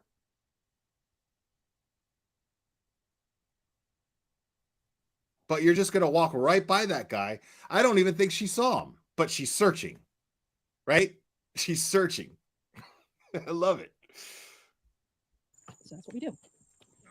Just like here. I bet you probably 99% of the people that don't like this channel probably think that we don't reach out to law enforcement or let them know we're in town. We do. We always do. They don't care that you're in Chatham town. County was the one I didn't extend the olive branch to. I'm not sure why. I think internally in my body and my soul, I already knew that Chatham County is the one that you never extended an olive branch to and gave the courtesy that you were coming into town. Yet they're the ones who you talk the most shit about. That's interesting. And they're the ones that actually got the results. They're the ones that actually made an arrest. They're the ones that actually collected the evidence that's going to lead, that hopefully will lead to Leilani's conviction. Yet you didn't reach out to them. Coincidentally, they're the ones that you didn't reach out to. Interesting. That chief was a problem. He wasn't my kind of chief. We're a law and order country. When somebody kills somebody and you know they killed them, you put their ass in jail. That's what we do. We don't give them an opportunity to hurt somebody else. That's what we do. And he just didn't have the necessary skills to get that job done until weeks later. Weeks. Wow. So, wow. all right. Yeah, we're getting close. Nobody else has produced results. And I'm not trying to talk shit about, listen, I don't take this, people, as though I'm talking shit about Hawkins County or the TBI. I am not at all. But based on her logic, okay, she's saying that the only people that she didn't reach out to were Chatham County, yet they're the only law enforcement agency that she was working the case that actually produced results. That's it. So here, she's actually comparing. She's like, they didn't even make an arrest until weeks later, but they made an arrest. Okay. Hawkins County has not made an arrest. I mean, the TBI has not made an arrest. Could it be that you are just consistently fucking wrong? Now, I mean, the only reason she was right about Leilani was because law enforcement publicly said that Leilani was their main suspect, which they almost never do. No law enforcement agency ever really does that, which is kind of crazy. I'm still confused about that. But it doesn't matter, does it? Because they produced the results. They got the evidence they needed, and they made the arrest. That's it.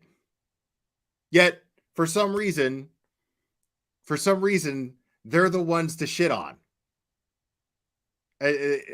By her logic, they're the ones to shit all over. Fascinating.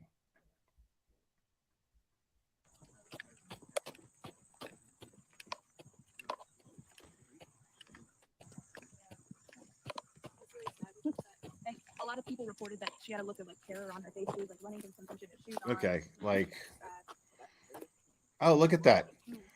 Yeah, that's another side. Oblivia even has enough sense to ask someone if they've seen Leilani.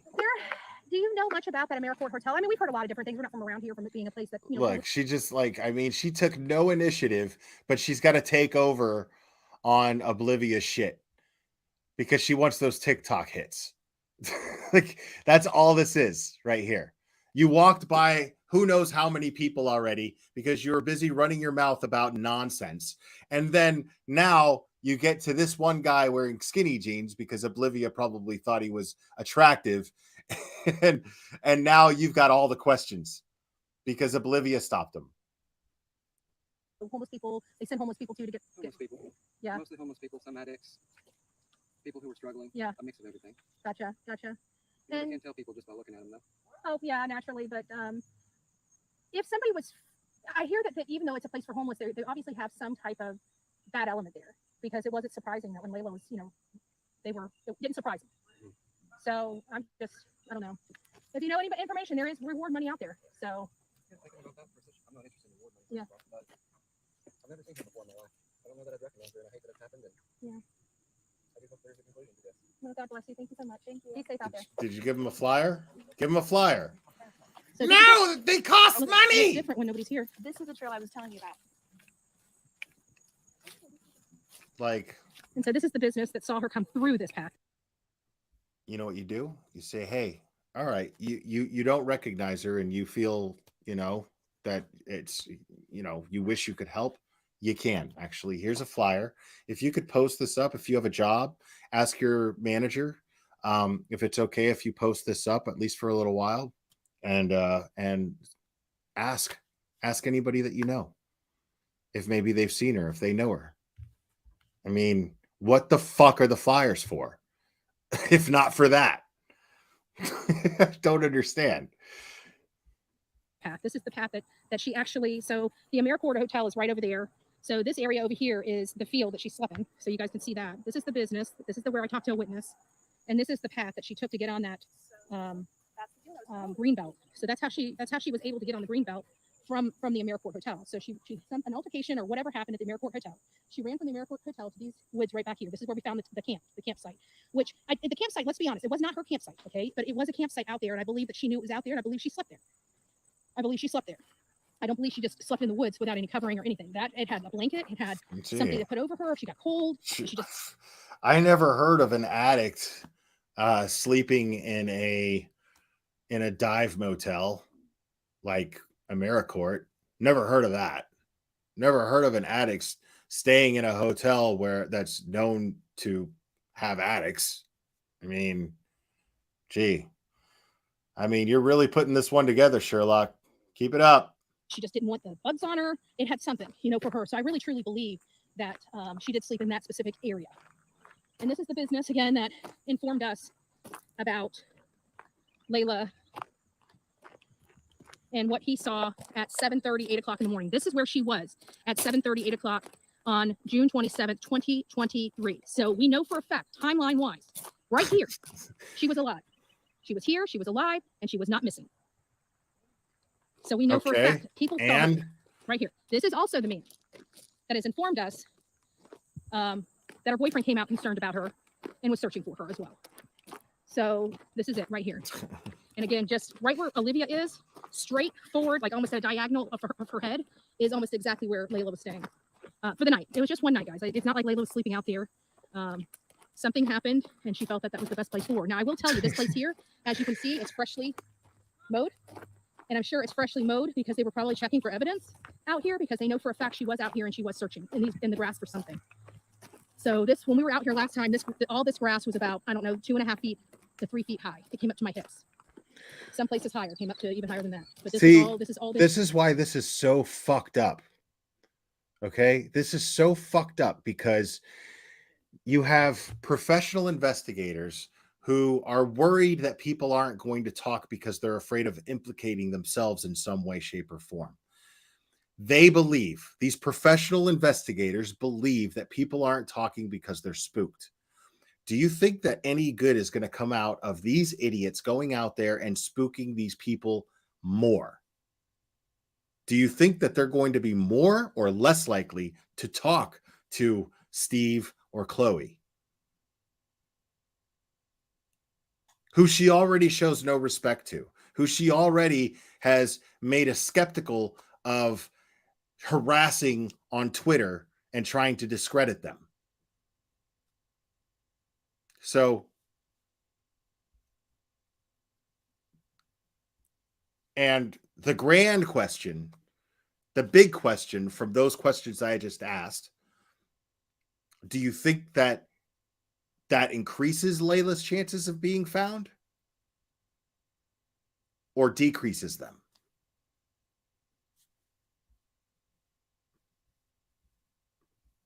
All been mowed over. Did you notice that, Olivia?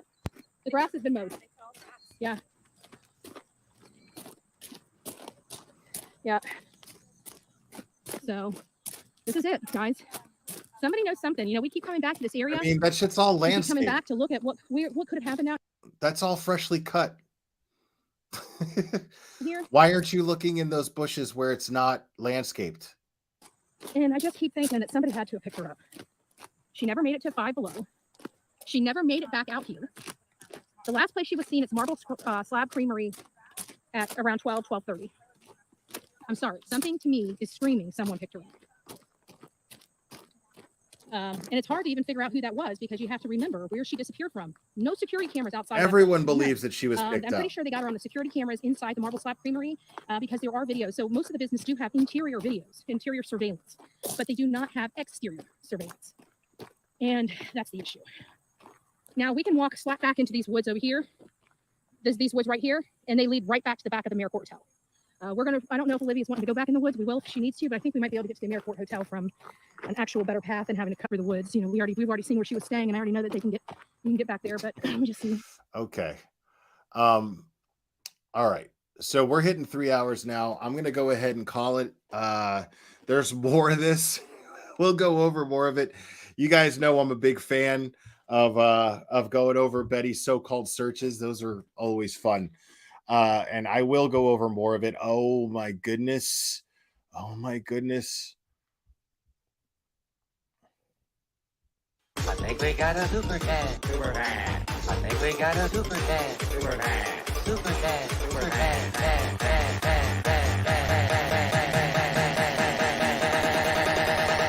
I think we got a super chat. I think we got a super chat. Tracy, thank you so much. Leave her alone, guys. She's trying to get 100K subs like JLR. Dude, as much as I hate to admit it, man, like, I don't like JLR at all. He's a doxing shitbag piece of shit, but he hit 100K subs legit. He did. There's no denying that. He hit that 100K subs legit. He didn't do anything fucked up while he was out there. He didn't get in the way of law enforcement. He didn't put anybody else in danger. I mean, so I'm not going to hate on him for getting 100K subs in a legit manner. But I am going to call it for the night. We're going to go over the rest of that video and whatever else she puts out between tonight and tomorrow. But yeah, I'll be live again tomorrow evening, and we will be going over this stuff because it's just too much fun. Anyways, guys, you guys are fantastic. Thank you guys for all your support. Thanks for hitting the like. Thanks for kicking it with me on your Saturday night. That means a lot to me. It really, really does. You guys are amazing. So, and I'll go over that tomorrow. Headstones. Thank you so much. I love you guys very much, and we will do this again very soon, my friends.